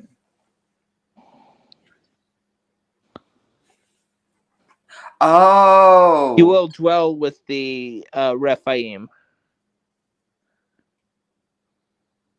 Interesting. Oh, Shachav, yeah. Right, boo.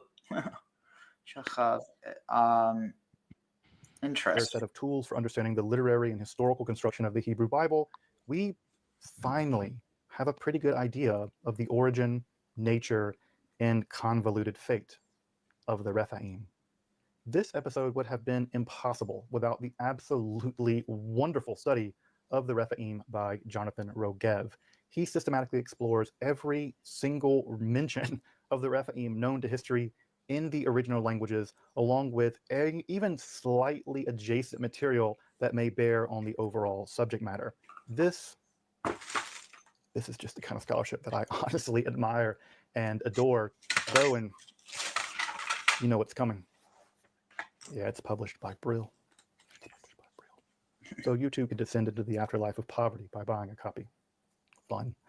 Also, if you'd like to read some of these great myths from ancient Ugaritic, from ancient Canaan, the best and affordable. Hear that, Brill? Affordable. Is that a word that you know? The best and affordable collection is by Coogan in Stories from Ancient Canaan. It's really wonderfully accessible with a great introduction covering virtually all of the texts that I've mentioned in this episode. So go read some Canaanite literature. Until next time, I'm Dr. Justin Sledge. Thank you for watching Esoterica, where we explore the arcane in history, philosophy, and religion. Interesting. So, Give your Maymal a kiss.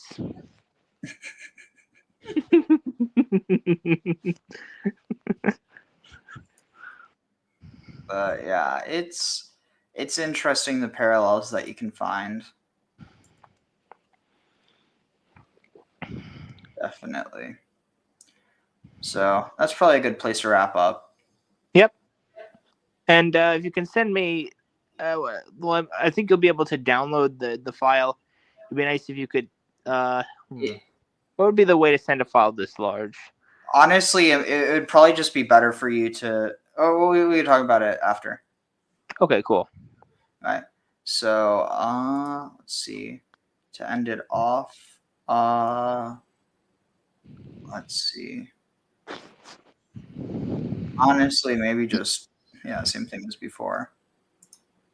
I'm a sexy Maymal.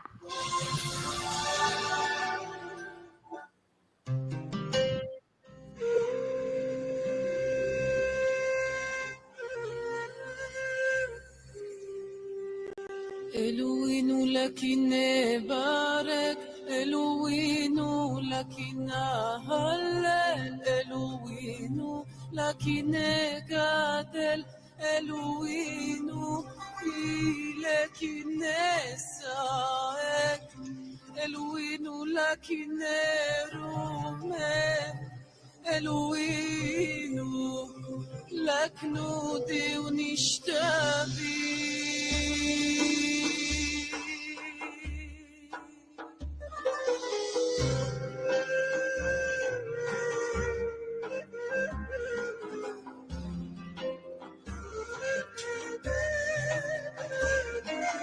אלוהינו לק נברך, אלוהינו לק נהלל, אלוהינו לק נגדל, אלוהינו לק נשחק, אלוהינו לק נרומם, אלוהינו לק נודי ונשתבי, אהיה שערי. אלוהינו לק נברך, אלוהינו לק נהלל, אלוהינו לק נגדל, אלוהינו לק נשחק, אלוהינו לק נרומם, אלוהינו לק נודי ונשתבי, אהיה שערי.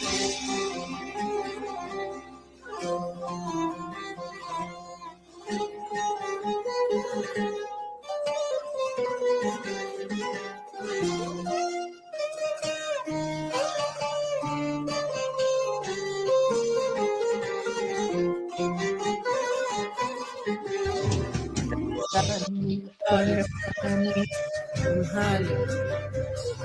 אלוהים, גדול אלוהים, מוסאי, נשתבי, לאדון כלאולה, יאום אל אסכרה, יבאי.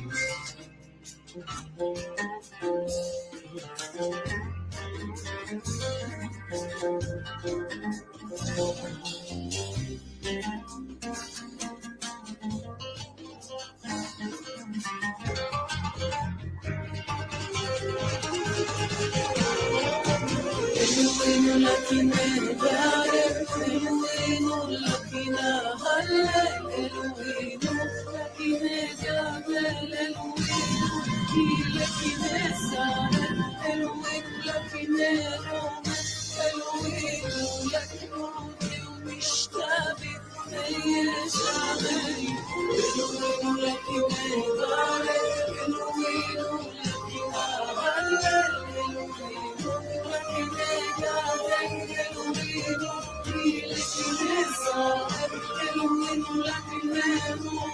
Elohim,